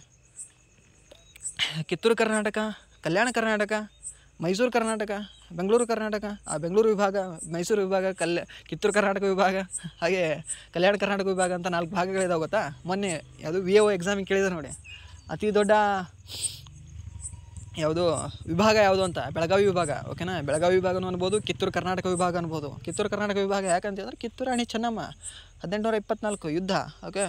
ಶ್ರೇಷ್ಠ ಮಹಿಳೆ ಅನ್ನೋದಕ್ಕಿಂತ ಶ್ರೇಷ್ಠ ರಾಣಿ ಅವರು, ರಾಣಿ ಚೆನ್ನಮ್ಮ, ಓಕೆ?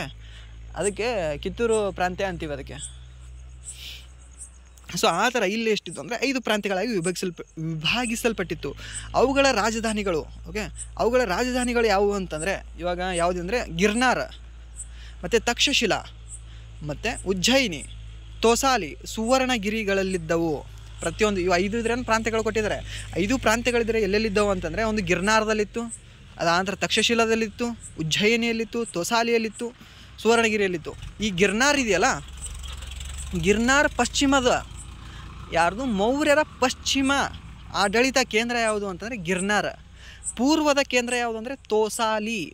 ಹಾಗೆ ಉತ್ತರದ ಕೇಂದ್ರ ಯಾವುದಾಗಿತ್ತು ಅಂದರೆ ಉತ್ತರದ ಆಡಳಿತ ಕೇಂದ್ರ ತಕ್ಷಶಿಲಾ, ಸರಿನಾ? ಈ ತಕ್ಷಶಿಲಾದಲ್ಲೇ ಚಾಣಕ್ಯ ಇರ್ತಾರಲ್ಲ, ವಿಷ್ಣುಗುಪ್ತ, ಭಾರತದ ಮೆಕ್ಯಾವಲ್ಲಿ ಅಂತ ಕರಿತೀವಲ್ವ, ಅರ್ಥಶಾಸ್ತ್ರ ಬರೆದವರು, ಅವರು ಇಲ್ಲೇ ಕಲಿತು ಇಲ್ಲೇ ಶಿಕ್ಷಕರಾಗಿದ್ದರು. ಎಲ್ಲಿ? ತಕ್ಷಶಿಲಾ ವಿಶ್ವವಿದ್ಯಾನಿಲಯದಲ್ಲಿ, ಸರಿನಾ? ಹಾಗೆ ನೆಕ್ಸ್ಟ್ ಇನ್ನೊಂದು ಯಾವುದು ಉಳಿತು? ಸುವರ್ಣಗಿರಿ. ಈ ಸುವರ್ಣಗಿರಿ ಇದೆಯಲ್ಲ, ಈ ಸುವರ್ಣಗಿರಿನೇ ಪ್ರೆಸೆಂಟ್ ಕನಕಗಿರಿಯಲ್ಲಿದೆ ಅಂದರೆ ಕೊಪ್ಪಳ ಜಿಲ್ಲೆ ಕನಕಗಿರಿ ತಾಲೂಕು, ಓಕೆನಾ? ಇವಾಗ ತಾಲೂಕಿದೆ ಅದು ಕನಕಗಿರಿ ಅನ್ನೋದು. ಸೊ ಆ ಕನಕಗಿರಿನೇ ಹಳೆಯ ಕಾಲದಲ್ಲಿ ಸುವರ್ಣಗಿರಿಯಾಗಿತ್ತು. ಆ ಸುವರ್ಣಗಿರಿ ಮೌರ್ಯರ ಆಡಳಿತ ಕೇಂದ್ರವಾಗಿತ್ತು. ಈ ಕ್ವಶನ್ ಇದ್ರ ಜಾಸ್ತಿ ಸರಿ ಕೇಳಿದ್ದಾರೆ. ಇದ್ರ ಮೇಲೂ ಸ್ವಲ್ಪ ಇದ್ರೇನೋ ಇಷ್ಟ ಅವರಿಗೆ, ಕ್ವಶನ್ ಪೇಪರ್ ತೆಗಿಯೋರಿಗೆ ಸುವರ್ಣಗಿರಿ ಮೇಲೆ. ಯಾಕಂದರೆ ಕರ್ನಾಟಕ, ಭಾರತದ ಇತಿಹಾಸ ಕರ್ನಾಟಕಕ್ಕೆ ಯಾವುದೇ ಲಿಂಕ್ ಇದೆಯಲ್ಲ, ಆ ಕ್ವಶನ್ ಸ್ವಲ್ಪ ಇಂಪಾರ್ಟೆಂಟ್ ಆಗುತ್ತೆ. ಸೊ ಇಲ್ಲಿ ಕೂಡ ಇದ್ರೇನೋ ಸುವರ್ಣಗಿರಿ ಇಂಪಾರ್ಟೆಂಟ್ ಆಗುತ್ತೆ. ಸುವರ್ಣಗಿರಿ ಜಾಸ್ತಿ ಸರಿ ಕೇಳಿಬಿಟ್ಟಿದ್ದಾರೆ. ಸೊ ನೆಕ್ಸ್ಟ್ ಸರಿ ಕೇಳ್ಬೋದು, ಪಶ್ಚಿಮದ ಕೇಂದ್ರ ಯಾವುದಾಗಿತ್ತು ಅಂತ ಗಿರ್ನಾರ್ ಅಂತ ಹೇಳಬೇಕು, ಪೂರ್ವದ ಕೇಂದ್ರ ಯಾವುದಾಗಿತ್ತು ಅಂತ ಕೇಳ್ತಾರೆ, ತೋಸಾಲಿ ಅಂತ ಹೇಳಬೇಕಾಗಿತ್ತು. ಓಕೆ, ತೋಸಾಲಿ ಎಲ್ಲಿ ಬರುತ್ತೆ ಅಂತ ಕೇಳ್ತಾರೆ, ಪಶ್ಚಿಮ ಬಂಗಾಳ ಮತ್ತು ಯಾವುದು ಅಸ್ಸಾಂ ಆ ಭಾಗದಲ್ಲಿ ಬರ್ತದೆ ಅಂತ ಹೇಳಬೇಕು. ಅದಾನಂತರ ತಕ್ಷಶಿಲೆ ಎಲ್ಲಿ ಬರ್ತದೆ ಅಂತ ಕೇಳ್ತಾರೆ, ಪಾಕಿಸ್ತಾನದಲ್ಲಿ ಅಂತ ಹೇಳಬೇಕು. ಹಾಗೆ ಇನ್ನೊಂದು ಉಳಿತಲ್ಲ, 4 ದಿಕ್ಕಿಗೆ 4 ಆಯಿತು, ಇನ್ನೊಂದು ಬೇಕಲ್ವಾ, ಇನ್ನೊಂದಿದೆ, ಯಾವುದು ಉಜ್ಜಯಿನಿ ಇದೆ. ಈ ಉಜ್ಜಯಿನಿ ಇದೆಯಲ್ಲ, ಈ ಉಜ್ಜಯಿನಿ ಸೆಂಟ್ರಲ್ ಬರುತ್ತೆ ಮಧ್ಯಪ್ರದೇಶದಲ್ಲಿ, ಸರಿನಾ. ಈ ಉಜ್ಜಯಿನಿಯಲ್ಲಿ ಇನ್ನೊಂದೇನು ಅಂತಂದರೆ, ಮೊನ್ನೆ ಅಂದರೆ ರೀಸೆಂಟಾಗಿ ಒಂದು 6 ತಿಂಗಳಾಯಿತು, ಒಂದು ಕರೆಂಟ್ ಅಫೇರ್ಸ್ ಇದೆ. ಭಾರತದ ಮೊದಲ ವೇದಿಕ್ ಗಡಿಯಾರ ಎಲ್ಲಿ ಸ್ಥಾಪಿಸಿದ್ದಾರೆ ಅಂತ ಕೇಳಿದ್ದಾರೆ. ವೇದಿಕ್ ಗಡಿಯಾರ ಎಲ್ಲಿದೆ ಅಂತಂದರೆ ಉಜ್ಜಯಿನಿಯಲ್ಲಿದೆ. ಉಜ್ಜಯಿನಿ ಮಹಾಕಾಳೇಶ್ವರ ಜೈ, ಓಕೆ, ಅಲ್ಲಿದೆ. ಉಜ್ಜಯಿನಿಯ ಮಹಾಕಾಳೇಶ್ವರದಲ್ಲಿ ವೇದಿಕ್ ಗಡಿಯಾರ ಇದೆ. ಸೊ ಅದೇ ಉಜ್ಜಯಿನಿ ಇದೆಯಲ್ಲ, ಅದು ಯಾರ ಆಡಳಿತ, ಆಡಳಿತ ಕೇಂದ್ರ ಆಗಿತ್ತು ಅಂತಂದರೆ ಇವರದು, ಮೌರ್ಯರದು. ಹಾಗೆ ಮೌರ್ಯರ 2ನೇ ರಾಜಧಾನಿ ಅಂದರೂ ಕೂಡ ಉಜ್ಜಯಿನಿನೇ ಆಗುತ್ತೆ. ಮೊದಲ ರಾಜಧಾನಿ ಅಂತ ಕೇಳಿದ್ರೆ ಪಾಟಲಿಪುತ್ರ ಇದ್ರೇನೋ ಊರನ್ನು ನಿರ್ಮಿಸಿದವ ಯಾರು ಅಂತ ಕೇಳಿದ್ರೆ ಉದಯನ್ ಅಂತ ಬರ್ತಾನೆ. ಯಾರು? ಉದಯನ್, ಸರಿನಾ, ಉದಯನ್ ಅಂತ ಬರ್ತಾನೆ. ಹಾಗೆ ಉದಯನ್ ಯಾರು ಕೇಳಿದ್ರೆ ಏನಂತ ಹೇಳ್ತೀರಾ? ಅಜಾತಶತ್ರು ಇದ್ದಲ್ಲ, ಅಜಾತಶತ್ರುವಿನ ಮಗ. ಅಜಾತಶತ್ರು ಯಾರು? ಬಿಂಬಸಾರನ ಮಗ. ಆ ಬಿಂಬಸಾರ ಇದ್ದ ಗೊತ್ತಾ? ಆ ಅಜಾತಶತ್ರು ಯಾರು? ಸ್ಪೆಷಲಿ ಈ ಕ್ವಶನ್ ಇಂಪಾರ್ಟೆಂಟ್ ಇದೆಯಲ್ಲ.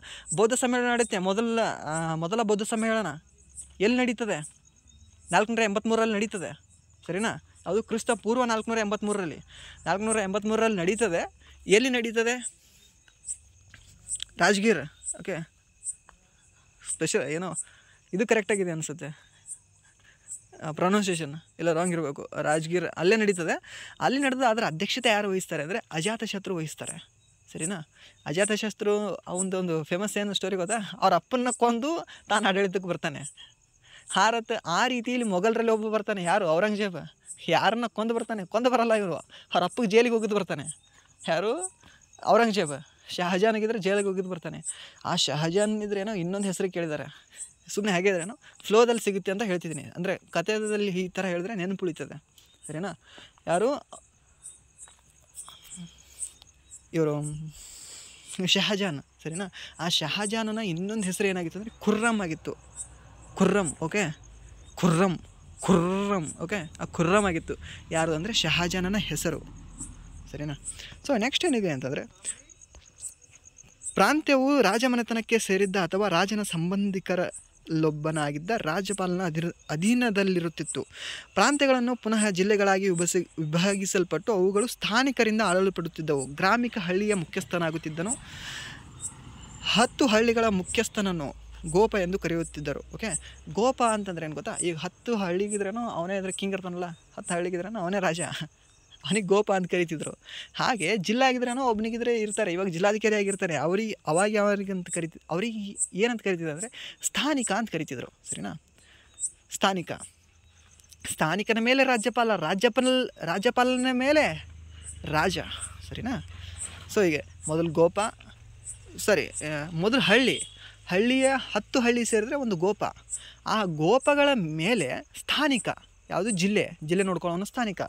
ಆ ಜಿಲ್ಲೆಗಳ ಮೇಲೆ ಎಲ್ಲ ಒಂದು 10 ಜಿಲ್ಲೆಗಳು ಸೇರಿ ಒಂದು ಇದ್ರೇನೋ ರಾಜ್ಯ ಆಗುತ್ತೆ, ಸರಿನಾ. ಆ ರಾಜ್ಯಗಳನ್ನ ನೋಡ್ಕೊಳ್ಳೋನು ರಾಜ್ಯಪಾಲ. ಆ ರಾಜ್ಯಪಾಲನ ಮೇಲೆ ಅಂಥ ರಾಜ್ಯಗಳನ್ನ ನೋಡ್ಕೊಳ್ಳೋನು ಯಾರು ಅಂದರೆ ರಾಜ. ಯಾರು? ಚಂದ್ರಗುಪ್ತ ಮೌರ್ಯ, ಇಲ್ಲಾಂದರೆ ಬಿಂಬಸಾರ, ಇಲ್ಲಾಂದರೆ ಅಶೋಕ, ಸರಿನಾ. ಸೊ ಈ ರೀತಿ. ಸೊ ನಗರಾಡಳಿತ ಬಗ್ಗೆ ಇದ್ರೆ ಹೇಳಿದ್ದಾರೆ. ನಗರಾಡಳಿತ ಬಗ್ಗೆ ಯಾರು ಹೇಳಿದ್ದಾರೆ ಅಂತಂದರೆ, ಆವಾಗಲೇ ಇಂಡಿಕಾದಲ್ಲಿ ಯಾರು ಹೇಳಿದರು? ಮೆಗಾಸ್ಥಾನಿಸ್. ಓಕೆ, ಮೆಗಾಸ್ಥಾನಿಸ್ ಇದ್ರೆ ಏನು ಹೇಳ್ತಾನೆ ಅಂತಂದರೆ, ಅವ್ರಿಗಿದ್ರೇನೋ ಭಾಳ ಕಠಿಣ ಶಿಕ್ಷೆ ಇದ್ದು ಅಂತ ಹೇಳ್ತಾನೆ.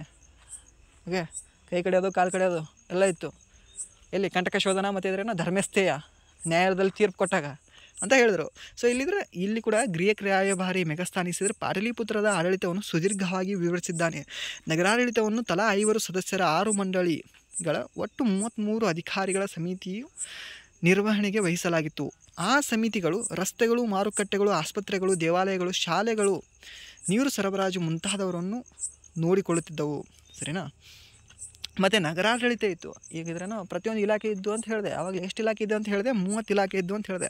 ಹಾಗೆ ಇಲ್ಲಿ ನಗರಾಡಳಿತ ಇದೆಯಲ್ಲ, ಈ ನಗರಾಡಳಿತ ಇದ್ದರೆ ತಲಾ 5 ಸದಸ್ಯರ 6 ಮಂಡಳಿಗಳು. ಓಕೆ, ತಲಾ ಐದು ಸದಸ್ಯರಿದ್ದಾರೆ. ಎಷ್ಟರಲ್ಲಿ? ಒಂದು ಮಂಡಳಿಯಲ್ಲಿ. ಈ ರೀತಿ 6 ಮಂಡಳಿಗಳಿದ್ದಾವೆ. 6 ಇಲ್ಲೇ ಎಷ್ಟು 30 ಜನ ಆದರೂ ಗೊತ್ತಾ. 30 ಅಧಿಕಾರಿಗಳ ಸಮಿತಿಯ ನಿರ್ವಹಣೆಗೆ ವಹಿಸಲಾಗಿತ್ತು.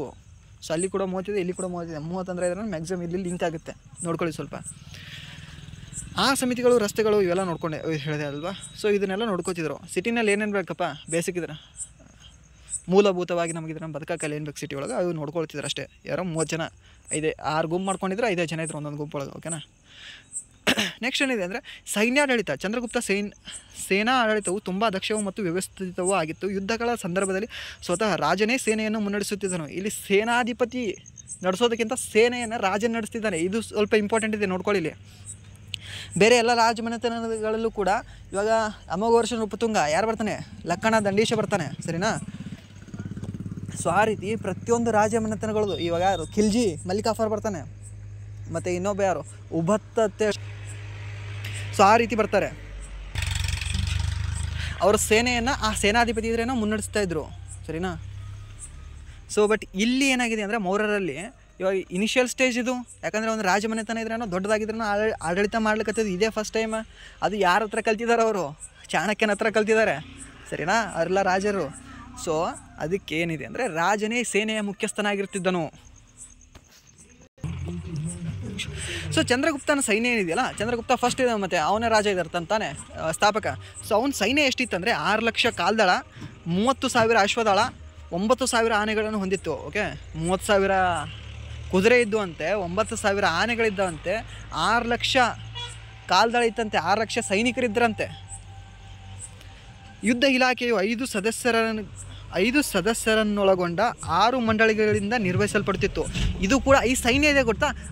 ಅದು ನಗರಾಡಳಿತ, ಅದು ಕೂಡ 5 ಜನ ಇರೋದು, 6 ಏನೋ ಮಂಡಳಿಗಳಿದ್ದವು, ಸರಿನಾ. ಇಲ್ಲಿ ಕೂಡ ಸೇಮ್ ಇದೆ, 5 ಜನ ಇರ್ತಾರೆ ಒಂದು ಮಂಡಳಿಯಲ್ಲಿ. ಅದು ಓಕೆನಾ. ಸೊ ಎಷ್ಟಿದ್ದಾವೆ ಅಂತಂದರೆ ಟೋಟಲ್ 6 ಮಂಡಳಿಗಳಿದ್ದಾವೆ, ಸರಿನಾ. 5 6 ಎಷ್ಟಾಯಿತು? 35 ಅವರುಗಳಿಂದ ನಿರ್ವಹಿಸಲ್ಪಡ್ತಿದ್ದವು. 30,000 ಕುದುರೆ ಇದ್ದಾವೆ, 9,000 ಆನೆ ಇದ್ದಾವೆ, 6 ಲಕ್ಷ ಕಾಲ್ದಳವಿದೆ. ಅವುಗಳಂದರೆ ನೌಕಾದಳ, ಸಾರಿಗೆ, ಕಾಲ್ದಳ, ಅಶ್ವದಳ, ರಥದಳ, ಗಜದಳ, ಸರಿನಾ. ನೌಕಾದಳ ಇದೆ, ಯಾಕಂದರೆ ಇವರು ಪೂರ್ವ ಮತ್ತು ಪಶ್ಚಿಮ ಕರಾವಳಿ ಮೇಲೆ ಇದ್ದರೆ ಹಿಡಿತ ಹೊಂದಿದ್ರು. ಸೊ ಅದಕ್ಕಿದ್ರೇನೋ ಕರಾವಳಿ ಈ ಹಿಡಿತ ಹೊಂದಿರೋ ಅಂತೇಳಿ ನೌಕಾದಳ ಇದೆ. ಮತ್ತು ಅಶ್ವದಳ ಇದೆ, ಓಡಾಡ್ಲಿಕ್ಕೆ ಬೇಕಲ್ಲ, ಯುದ್ಧದಲ್ಲಿ ಇದ್ರೇನೋ ಫಾಸ್ಟಾಗಿದ್ರು ವೈರಿಗೆ ಹೊಡೆಯೋಕ್ಕೆ. ಅದಕ್ಕೆ ಮತ್ತು ರಥದಳ ಇದೆ. ರಥದಳ ಸ್ವಲ್ಪ ಇದ್ರೇನೋ ಭಾಳ ಇಂಪಾರ್ಟೆಂಟ್ ಆಗಿರೋರು ಅಲ್ಲಿ ಕೂತಿದ್ರು, ಯುದ್ಧ ಮಾಡ್ತಿದ್ರು. ಮತ್ತು ಏನಂದರೆ ಗಜದಳ ಇದೆ, ಇವಾಗಲೇ ಹೇಳೋದಲ್ಲ 9,000 ಆನೆಗಳಿದ್ದಾವಂತೆ. ಮತ್ತು ನೆಕ್ಸ್ಟ್ ಏನು? ಸಾರಿಗೆ ಅಲ್ಲಿ ಕರ್ಕೊಂಡು ಹೋಗೋಕ್ಕೆ ಮಾಡೋಕ್ಕೆ ಅದು ಒಂದಿತ್ತು. ನೆಕ್ಸ್ಟ್ ಏನಿದೆ? ಕಲೆ ಮತ್ತು ವಾಸ್ತುಶಿಲ್ಪ. ಕಲೆ ಮತ್ತು ವಾಸ್ತುಶಿಲ್ಪ ಏನಿದೆ ಇವರು ಇದ್ರೇನೋ ಯಾರು? ಬೇಸಿಕಲಿ ಇದೊಂದು ಡಿಫ್ರೆಂಟ್ ಕ್ವಶನ್ ಕೇಳ ನಿಮಗೆ. ಇವಾಗ ಮೌರ್ಯ ಸಾಮ್ರಾಜ್ಯ ಯಾವ ಧರ್ಮಕ್ಕೆ ಒತ್ತು ನೀಡುತ್ತಿತ್ತು, ಅದಾನಂತರ ಯಾವ ಧರ್ಮಕ್ಕಿದ್ರೇನೋ ಪ್ರೋತ್ಸಾಹ ನೀಡುತ್ತಿತ್ತು ಅಂತ ಕೇಳಿದ್ರೆ ಏನಂತ ಹೇಳ್ತೀರಾ ನೀವು? ಏನಿದೆ? ಸ್ತೂಪ ಇದೆ. ಸ್ತೂಪ ಯಾವ ಧರ್ಮಕ್ಕೆ ಸಂಬಂಧಿಸಿದೆ ಅಂತ ಕೇಳಿದ್ರೆ ನಾರ್ಮಲಾಗಿ ಏನು ಬರುತ್ತೆ? ಬುದ್ಧ ಧರ್ಮ ಅಂತ ಹೇಳ್ತೀವಿ, ಸರಿನಾ. ಸೊ ಆಪ್ಷನ್ ಬುದ್ಧ ಅಂದ್ಕೊಟ್ರೆ ಬುದ್ಧ ಅಂತಲೇ ಹಾಕ್ತೀರಾ. ಯಾಕಂತಂದರೆ ಇವಾಗ ಎಷ್ಟು 54,000 ಸಮಥಿಂಗ್ ಇದ್ರೇನೋ ಇದು ಸಿಕ್ಕಿದ್ದಾವೆ. ಸಾರಿ 84,000 ಸಮಥಿಂಗ್ ಇದ್ರೇನೋ ಸ್ತೂಪಗಳನ್ನ ನಿರ್ಮಿಸಿದ್ದ ಅಂತೆ ಯಾರು? ಅಶೋಕ. ಸೊ ಇದ್ರ ಬುದ್ಧ ಧರ್ಮ ಅಂತ ಹೇಳ್ತೀವಿ. ಬಟ್ ಬೇಸಿಕಲಿ ಥಿಂಕ್ ಮಾಡಿ, ಚಂದ್ರಗುಪ್ತ ಮೌರ್ಯ ಸಲ್ಲೇಖನ ವ್ರತ ಮಾಡಿದರೆ ಶ್ರವಣ ಬೆಳಗೊಳದಲ್ಲಿದ್ರೇನೋ ತೀರುತ್ತಾರೆ, ಓಕೆನಾ. ಅವ್ರು ಏನಂತಾರೆ ಅದಕ್ಕೆ? ಮರಣ ಹೊಂದುತ್ತಾರೆ, ಸರಿನಾ. ಸೊ ಅವ್ರು ಜೈನರಾಗಿದ್ದರು. ಅವ್ರ ಮಗ ಬಂದವರು ಯಾರು? ಬಿಂಬಸಾರ ಜೈನರಾಗಿದ್ದರು. ಅವರು ಮೂಲತಃ ಜೈನರವರು. ಓಕೆ, ಜೈನರೋ ಅಲ್ಲವೋ, ಬಟ್ ಇವರೇನೋ ಜೈನಿಸಮ್ಗಿದ್ರೇನೋ ಪ್ರೋತ್ಸಾಹ ಕೊಡ್ತಿದ್ರು ಅವರು, ಸರಿನಾ. ಬಟ್ ಮುಂದೆ ಬಂದ ಯಾರು? ಅಶೋಕ ಏನಾಗ್ತಾರೆ ಅಂತಂದರೆ 261ರಲ್ಲಿ ಯುದ್ಧ ಆಗುತ್ತಲ್ಲ, ಕಳಿಂಗ ಯುದ್ಧ. ಆ ಕಳಿಂಗ ಯುದ್ಧದ ನಂತರ ಅವರಿದ್ರೇನೋ ಉಪಗುಪ್ತನೆಂಬ ಬೌದ್ಧ ಸನ್ಯಾಸಿಯಿಂದ ಬೌದ್ಧ ಧರ್ಮ ಸ್ವೀಕರಿಸ್ತಾರೆ, ಸರಿನಾ. ಸೊ ಅವರು ಮೂಲತಃ ಅವ್ರು ಯಾವ ಧರ್ಮಕ್ಕಿದ್ರೆ ಪ್ರೋತ್ಸಾಹ ಕೊಡ್ತಿದ್ದಾರೆ ಅಂದರೆ ಜೈನ ಧರ್ಮ, ಚಂದ್ರಗುಪ್ತ ಮೌರ್ಯ. ಸೊ ನೆಕ್ಸ್ಟ್ ಏನು ಕೊಟ್ಟಿದ್ದಾರೆ ಅಂದರೆ ಇವ್ರದ್ದು ಕಲೆ ಮತ್ತು ವಾಸ್ತುಶಿಲ್ಪದ ಅಂದರೆ ಇದರಲ್ಲಿ ಮ್ಯಾಕ್ಸಿಮಮ್ ಇದ್ರೇನೋ ಅಶೋಕರ ಬಗ್ಗೆನೇ ಇರುತ್ತೆ ಕಲೆ ವಾಸ್ತುಶಿಲ್ಪ. ಯಾಕಂದರೆ ಅವರ ತಂದೆ ಮತ್ತು ಅವ್ರದ್ದಿದ್ರೇನೋ ತಾತ ಇಬ್ಬರು ಅಷ್ಟಿದ್ರೇನೋ ಕಲೆ ವಾಸ್ತುಶಿಲ್ಪಕ್ಕಿದ್ರೆ ಇದು ಮಾಡಿಲ್ಲ. ಯಾಕಂದರೆ ಅವ್ರಿದ್ರು ಹೊಡೆದಾಡದೊಳಗೆ ಇದ್ರು ಅವರು. ಮೀನ್ಸೇನು ಮೊದಲು ಬಲಿಷ್ಠ ಸೇನೆ ಮತ್ತು ಬಲಿಷ್ಠ ಇದ್ರೆ ರಾಜ್ಯ ಕಟ್ಟಬೇಕಲ್ವ. ಇವರಿಗಿದ್ರೆ ಆಲ್ರೆಡಿ ಕಟ್ಟಿದ್ದಾಗಿತ್ತು. ಯಾರ್ದು? ಅಶೋಕರದು ತಂದೆ ಕಟ್ಟಿದ್ರು, ತಾತ ಕಟ್ಟಿದ್ರು. ಸೊ ಏನು ಬೇಕು? ಸೊ ಸೊ ಮತ್ತಿದ್ರೇನೋ ಅದನ್ನು ಮುಂದೆ ನೋಡ್ಕೊಂಡು ಹೋಗ್ಬೇಕು, ಅದು ನಂತರ ಮತ್ತೆ ಎಕ್ಸ್ಟ್ರಾ ಏನಾದರೂ ಇದ್ದರೆ ಕೆಲಸ ಮಾಡಬೇಕು.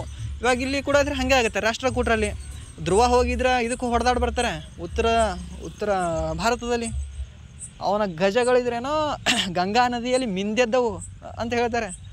ಆನೆಗಳಿದ್ರೆ ಕುಣಿದಾಡ್ತಿರ್ತಾವತ್ತೆ. ಮಮ್ಮಿ ಇನ್ನೊಂದು ಸ್ವಲ್ಪ ನೀರು ಹಾರಿಸ್ತೀನಿ ಮಮ್ಮಿ ಅಂತೇಳಿ ಸಣ್ಣ ಮರಿ ಆನಿದ್ರೆ ದೊಡ್ಡ ಮರಿ ಆನೆಗಿದ್ರೆ ಹೇಳ್ತಿತ್ತಂತೆ, ದೊಡ್ಡ ಆನೆಗೆ ಹೇಳ್ತಿತ್ತಂತೆ, ಬ್ಯಾಡ ಬೇ ಭಾಳ ತಣ್ಣದ ಏಲ ಮಮ್ಮಿ ಮಸ್ತ್ ಅದ ನಮ್ಮ ಬಲ್ಯಾರ ಅಲ್ಲಿದ್ರೇನೋ ಭೀಮಾ ನದಿಯಾಗ ಅವಾಗ ನೀರು ಇರ್ತಾವೆ, ಇಲ್ಲೇನೋ ಭಾಳವಲ್ಲ ನೀರು ಹಾರ್ಸಮ್ ನೀರು ಅಂತೆ, ಅಲ್ಲೆಲ್ಲ ನೀರು ಹಾರಿಸ್ತಿದ್ದಂತೆ. ಓಕೆ, ಇದು ಯಾವ ಶಾಸನದೊಳಗೆ ಹೇಳಿದೆ ಅಂದರೆ ಸಂಜಾನ್ ಶಾಸನ ಅಂತ ಬರುತ್ತೆ.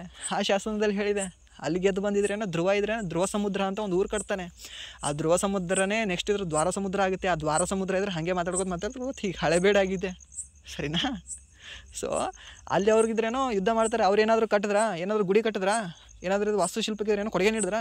ಕೊಡುಗೆ ನೀಡಿಲ್ಲ. ಯಾಕಂದರೆ ಅವ್ರು ಸಾಮ್ರಾಜ್ಯ ಕಟ್ಟೋದ್ರಲ್ಲಿದ್ರೇನೋ ಬ್ಯುಸಿ ಆಗಿಬಿಟ್ಟಿದ್ರು ಬೈ. ಓಕೆ, ಬ್ಯುಸಿ ಆಗಿಬಿಟ್ಟಿರ್ತಾರೆ ಅವರೆಲ್ಲ. ಅದಾದ್ರೆ ನೆಕ್ಸ್ಟ್ ಯಾರು ಬರ್ತಾರೆ? ಗೋವಿಂದ ಬರ್ತಾರೆ. ಗೋವಿಂದ ಬಂದು ಅವ್ರು ಬಿಡ್ತಾರೆ. ಅವ್ರಿದ್ರೆ ಮತ್ತೊಮ್ಮೆ ಮೋಶಿ 2 ಸರಿ ಹೋಗಿ ಗುಂಪು ಬರ್ತಾರೆ ಉತ್ತರ ಭಾರತದವ್ರಿಗೆ, ಪ್ರತಿಹಾರರಿಗೆ, ಪಾಲರಿಗೆ, ಮತ್ತು ಯಾವುದು ಆಯುಧ ವಂಶದ ಇಂದ್ರಾಯುಧನಿಗೆ ಗುಮ್ಮಿ ಬರ್ತಾರೆ. ಅದಾಂದ್ರೆ ನೆಕ್ಸ್ಟ್ ಬರ್ತಾರೆ ಯಾರು? ಅತಿ ಶ್ರೇಷ್ಠ ದೊರೆ ಅಂತ ಹೇಳ್ತೀವಿ ಯಾರು? ಅಮೋಘರ್ಷನ್ ನೃಪತುಂಗ ಇದ್ರೇನೋ ಮಾಡಿದ್ದು ಒಂದು ಯುದ್ಧ ಕೂಡ ಇದ್ರೆ ಸೋಲ್ತಾರೆ ಅವರು, ಸರಿನಾ? ಯಾರ ಜೊತೆ ಮಾಡ್ತಾರೆ ಇದ್ರೇನೋ ಗಂಗರ ಜೊತೆ ಮಾಡ್ತಾರಲ್ವ, ಗಂಗರ ಜೊತೆ ಮಾಡಿದ ನಂತರ ಸೋಲ್ತಾರೆ ಅವರು. ಅವ್ರು ಯಾಕೆ ವೀಕ್ ಇರಲಿಲ್ಲ, ಅವ್ರಿದ್ರೇನೋ ಆ ಅವಶ್ಯಕತೆ ಇರಲಿಲ್ಲ. ಯಾಕಂದರೆ ಅವ್ರ ತಂದೆ, ಅವ್ರ ತಾತ, ಅವ್ರಿದ್ರ ವಂಶಸ್ಥರಿದ್ರೇನೋ ಅನಾಹುತ ದೊಡ್ಡದಿದ್ರೇನೋ ರಾಜಮನೆತನ ಬಿಲ್ಡ್ ಮಾಡಿ ಬಿಟ್ಟಿದ್ರೆ ಸಾರಿ ನೆಸಸರಿ ಇಲ್ಲ. ಸೊ ಅದಕ್ಕಿದ್ರೆ ಅವರಿದ್ರೇನೋ ಗುಡಿ ಅನ್ನೋದು ಕಟ್ಟಿಸಿದ್ದಾರೆ, ಮತ್ತು ಯಾವುದು ಕಲೆ ಮತ್ತು ವಾಸ್ತುಶಿಲ್ಪಕ್ಕಿದ್ರೇನೋ ಪ್ರೋತ್ಸಾಹ ಕೊಟ್ಟಿದ್ದಾರೆ. 3ನೇ ಕೃಷ್ಣ ಬರ್ತಾನೆ, ಎಲ್ಲರದಲ್ಲಿ ಕಟ್ಟಿಸ್ತಾನೆ. ಅವನು ಕೂಡ ಅವ್ರಿಗಿದ್ರೆ ಯುದ್ಧ ಮಾಡೋದಿದ್ರೆ ನೆಸಸರಿ ಇತ್ತಾ? ಇರಲಿಲ್ಲ. ಯಾಕೆ ಸಾಮ್ರಾಜ್ಯ ಕಟ್ಟೋದು ನೆಸಸರಿ ಇರಲಿಲ್ಲ. ಹಾಗೆ ಇಲ್ಲಿ ಚಾಲುಕ್ಯರಲ್ಲಿ ಬಂದರೆ ಇಮ್ಮಡಿ ಪುಲಕೇಶಿ ಏನು ಕಟ್ಟಿಸಿದ್ದಾರೆ? ಕಟ್ಟಿಸಿಲ್ಲ ತಾನೇ. ಯಾಕೆ ಕಟ್ಟಿಸಿಲ್ಲ ಅಂತಂದರೆ ಅವರಿದ್ರೇನೋ ಸಾಮ್ರಾಜ್ಯ ಬಿಲ್ಡ್ ಮಾಡೋದ್ರಲ್ಲಿದ್ದರು. ಅವ್ರು ನಂತರ ಬಂದವರಿದ್ರೇನೋ ಕಟ್ಟಿಸ್ಲಿಕ್ಕೆ ಶುರು ಮಾಡ್ತಾರೆ. ಯಾರು? ವಿನಯಾದಿತ್ಯ, ವಿಜಯಾದಿತ್ಯ, ಮತ್ತು ಏನು 2ನೇ ವಿಕ್ರಮಾದಿತ್ಯನ ಇದ್ರೇನು ಪತ್ನಿಯರು ಲೋಕಮಹಾದೇವಿ, ತ್ರೈಲೋಕಮಹಾದೇವಿ, ವಿರೂಪಾಕ್ಷ ದೇವಾಲಯ, ಮಲ್ಲಿಕಾರ್ಜುನ ದೇವಾಲಯ, ಮೀನ್ಸ್ ಲೋಕೇಶ್ವರ, ತೈಲೋಕೇಶ್ವರ ಅಂತೀವಲ್ಲ ನಾವು, ತ್ರೈಲೋಕೇಶ್ವರ. ಸೊ ಹಾಗೆ ಇಲ್ಲಿ ಕೂಡ ಸ್ವಲ್ಪ ಏನೋ ಆ ರೀತಿ ಯೋಚನೆ ಮಾಡಿದ್ರೆ ಇಲ್ಲಿ ಬರ್ತದೆ. ಯಾಕೆ ಅವ್ರು ಕಟ್ಟಿಸಲಿಲ್ಲ ಇವ್ರು ಕಟ್ಟಿಸಿದ್ರು ಅಂತ ಸ್ಟೇಟ್ಮೆಂಟಲ್ಲಿ ಕೊಟ್ಟರೆ, ಸರಿನಾ? ಕೇಸಲ್ಲಿ ಕೇಳಿದ್ದಾನೆ ಇದು 2018 ಕ್ವಶನ್ ಪೇಪರ್ ಇದೆಯಲ್ಲ, 18-17 ಕ್ವಶನ್ ಪೇಪರ್ ಇದೆಯಲ್ಲ, ಅಲ್ಲಿ ಇದೇ ರೀತಿ ಕೇಳಿದ್ದಾನೆ ಅಪ್ಲೈಡಾಗೆ. ಸ್ವಲ್ಪ ನೋಡಿ ಅದು ಬೇಕಾದರೆ. ಹಿಸ್ಟ್ರಿ ಕ್ವಶನ್ಸ್ ಇದ್ರೆ ಸಖತ್ತಾಗಿದ್ದಾವೆ. ಏನೇ ಓದಿದ್ರು ಕೂಡ ಇದ್ರೇನು ಇನ್ನೂ ಏನೋ ಓದಬೇಕಿತ್ತಲ್ಲ ಅನ್ನೋ ಕ್ವಶನ್ಸ್ ಇದ್ದಾವೆ KS ಅಲ್ಲಿ, ಸರಿನಾ? ಸೊ ಇಲ್ಲಿ ಏನು ಬಂದೆ ಅಂದರೆ ನಾನು ಮೌರ್ಯರು ಅನೇಕ ಕಟ್ಟಡಗಳು, ಅರಮನೆಗಳು ಮತ್ತು ಸ್ಮಾರಕಗಳನ್ನು ನಿರ್ಮಿಸಿದ್ದಾರೆ. ಅಶೋಕನಿಗಿಂತ ಮುಂಚೆ ಕಟ್ಟಡಗಳನ್ನು ಮರಗಳಿಂದ ಕಟ್ಟಲಾಗುತ್ತಿತ್ತು. ಅಶೋಕನು ಮರ ಮತ್ತು ಇಟ್ಟಿಗೆಯ ಬಳಕೆಯನ್ನು ಬಿಟ್ಟು ಕಲ್ಲುಗಳನ್ನು ಬಳಸಲು ಆರಂಭಿಸಿದನು. ಮೊದಲು ಇವನಿದ್ರೇನೋ ಅಶೋಕ ಕೂಡ ಇದ್ರೇನೋ ಕಟ್ಟಿಗೆ ಮತ್ತಿದ್ರೇನೋ ಇಟಂಗಿಲಿದ್ರೆ ಕಟ್ಟಿರ್ತಾರೆ ಎಷ್ಟೋ ಸ್ತೂಪಗಳು. ಸೊ ಅದಕ್ಕೆ ಅವು ಬಿದ್ದಿದ್ದಾವೆ. ಯಾವುದಿದ್ರೇನೋ ಕಲ್ಲಿಲೆ ಕಟ್ಟಿದ್ದಾರಲ್ಲ ಅವೆಲ್ಲ ಇದ್ದಾವೆ ಇಲ್ಲಿವರೆಗೂ. ಸೊ ಅದರಲ್ಲಿ ಒಂದು ಯಾವುದು? ಸಾಂಚಿ ಸ್ತೂಪ, ಅತಿ ದೊಡ್ಡ ಸ್ತೂಪ ಭಾರತದಲ್ಲಿ. ಹಾಗೆ ದಕ್ಷಿಣ ಭಾರತದ ಅತಿ ದೊಡ್ಡ ಸ್ತೂಪ ಯಾವುದು? ಅಮರಾವತಿ ಸ್ತೂಪ. ಅಮರಾವತಿ ಸ್ತೂಪ ಇದ್ರೇನೋ ಯಾರು? ಮೌರ್ಯರು ಕಟ್ಟಿಸಿದ್ರಾ, ಅಶೋಕ ಕಟ್ಟಿಸಿದ್ನಾ ಅಂತ ಕೇಳಿದ್ರೆ ತಪ್ಪಾಗುತ್ತೆ. ಯಾಕಂದ್ರೆ ಶಾತವಾಹನರು ಕಟ್ಟಿಸ್ತಾರೆ, ಸರಿನಾ? ಶಾತವಾಹನರಲ್ಲಿ ಯಾರು ಅಂದರೆ ವಶಿಷ್ಠ ಅಂತ ಬರ್ತಾರೆ. ಓಕೆ, ವಶಿಷ್ಠ ಮಿತ್ರ ಪುಲಮಾಯಿ ಅಂತ ಹೇಳಿದ್ರೆ ಹಿಂಗೆ ಇದೆ ಅವ್ರ ಫುಲ್ ಹೆಸರು. ಬಟ್ ಇದು ಶಾರ್ಟ್ ಹೆಸರು ವಶಿಷ್ಠ. ಓಕೆನಾ? ಪುಲಕೇಶ್ ಅಂತ ಹೆಂಗೆ ಕರಿತೀವೋ ಹಂಗೆ ಮುಂದೆ ಇದ್ರೆ ಅವ್ರ ಹೆಸರು ನೀವು ಇದ್ರೆ ನೋಡ್ಕೊಳ್ಳಿ ಸ್ವಲ್ಪ. ವಶಿಷ್ಠ ಅಂತ ಬರ್ತಾರೆ, ಅವ್ರು ಕಟ್ಟಿಸ್ತಾರೆ ಅಮರಾವತಿಯಲ್ಲಿ. ಸೊ ಅತಿ ದೊಡ್ಡ ಇದ್ರ ಚೈತ್ಯಾಲಯ ಯಾವುದು ಅಂದರೆ ಕಾರ್ಲೆ ಚೈತ್ಯಾಲಯ. ಯಾರು ಕಟ್ಟಿಸ್ತಾರೆ? ಶಾತವಾಹನರು ಕಟ್ಟಿಸ್ತಾರೆ, ಸರಿನಾ? ಇನ್ನೊಂದೇನು ಗೊತ್ತಾ, ಇದರಲ್ಲಿ ಒಂದು ಮಾರಲು ಇದೆ, ಒಂದು ಸ್ಟೋರಿನೂ ಇದೆ. ಏನಂತಂದರೆ ಈ ಸಾಂಚಿ ಸ್ತೂಪ ಇದೆಯಲ್ಲ, ಈ ಸಾಂಚಿ ಸ್ತೂಪದ ಮುಂದೆ ಒಂದು ಇದು ಬಿಲ್ಡ್ ಮಾಡ್ತಾರೆ, ದ್ವಾರ ಬಾಗಿಲು. ಒಬ್ಬ ಶಾತವಾಹನ ದೊರೆ, ಓಕೆನಾ? ಶಾತವಾಹನ ದೊರೆ ಯಾರು ಅಂದರೆ 1ನೇ ಶಾತಕರ್ಣಿ. ಬಿಲ್ಡ್ ಮಾಡಿ ಏನು ಮಾಡ್ತಾನೆ, ಅದ್ರ ಮೇಲೆ ತನ್ನ ಹೆಸರು ಹಾಕೋತಾನೆ 1ನೇ ಶಾತಕರ್ಣಿ ಅಂತ, ಸರಿನಾ? ಯಾಕಂದರೆ ಅದ್ರ ಮೇಲೆ ನೋಡಿ ಇದು ಹಿಂದಿನ ಸಾಂಚಿ ಸ್ತೂಪ ಕೂಡ ಇದ್ರೇನೋ ಅವನೇ ಕಟ್ಟಿಸಿದ್ದು ಅಂತ ಹೇಳಿದ್ರೆ ಜನ ಅಂದ್ಕೊಳ್ಳಿ ಅಂತೇಳಿ, ಇತಿಹಾಸದೊಳಗೆ ಅವನು ಉಳಿಲಿ ಅಂಥೇಳಿ. ಸೊ ಜನ ಇವಾಗಲೂ ಕೂಡ ಹಾಗೆ ಮಾಡಿದ್ದು ಯಾರೋ ಕೆಲಸ, ಹೆಸರು ಹೇಳ್ಕೊಳ್ಳೋರು ಬೇರೆ ಯಾರೋ. ಬಟ್ ಏನೋ ಸತ್ಯ ಇದ್ರೇನೋ ಯಾವಾಗಲಾದ್ರೂ ಒಂದು ದಿನ ಇದ್ರೇನೋ ನಾವು ಮಾಡೋದು ಒಳ್ಳೇದಿದ್ರೆ ಹೊಳ್ಳಿ ಬರುತ್ತೆ, ಸರಿನಾ? ಸೊ ಅಲ್ಲಿದ್ರೆ ಯಾರೂ 1ನೇ ಶಾತಕರ್ಣಿ ಇದ್ರೆ ಕಟ್ಟಿಸದ ಮುಂದೆ ಅವ ಎಲ್ಲದ್ರೇನೋ ಫುಲ್ ಎಲ್ಲ ಮಾಡಿದವ್ರು ಬೇರೆ 99% ಮುಂದೆ ಏನೋ ಒಂದಿದ್ರೇನೋ ತಂದಿದ್ರೆ ಒಂದು ಕಂಬ ನಡ್ಸಿದ್ರೆ ಆಯ್ತು ಜಯ ನಂದೇ ಅಂತ ಅಂದರೆ ಆಗುತ್ತಾ? ಆಗಲ್ಲ ತಾನೆ. ಆ ರೀತಿ ಮಾಡಿದವ್ರು ಯಾರಂದರೆ 1ನೇ ಶಾತಕರ್ಣಿ.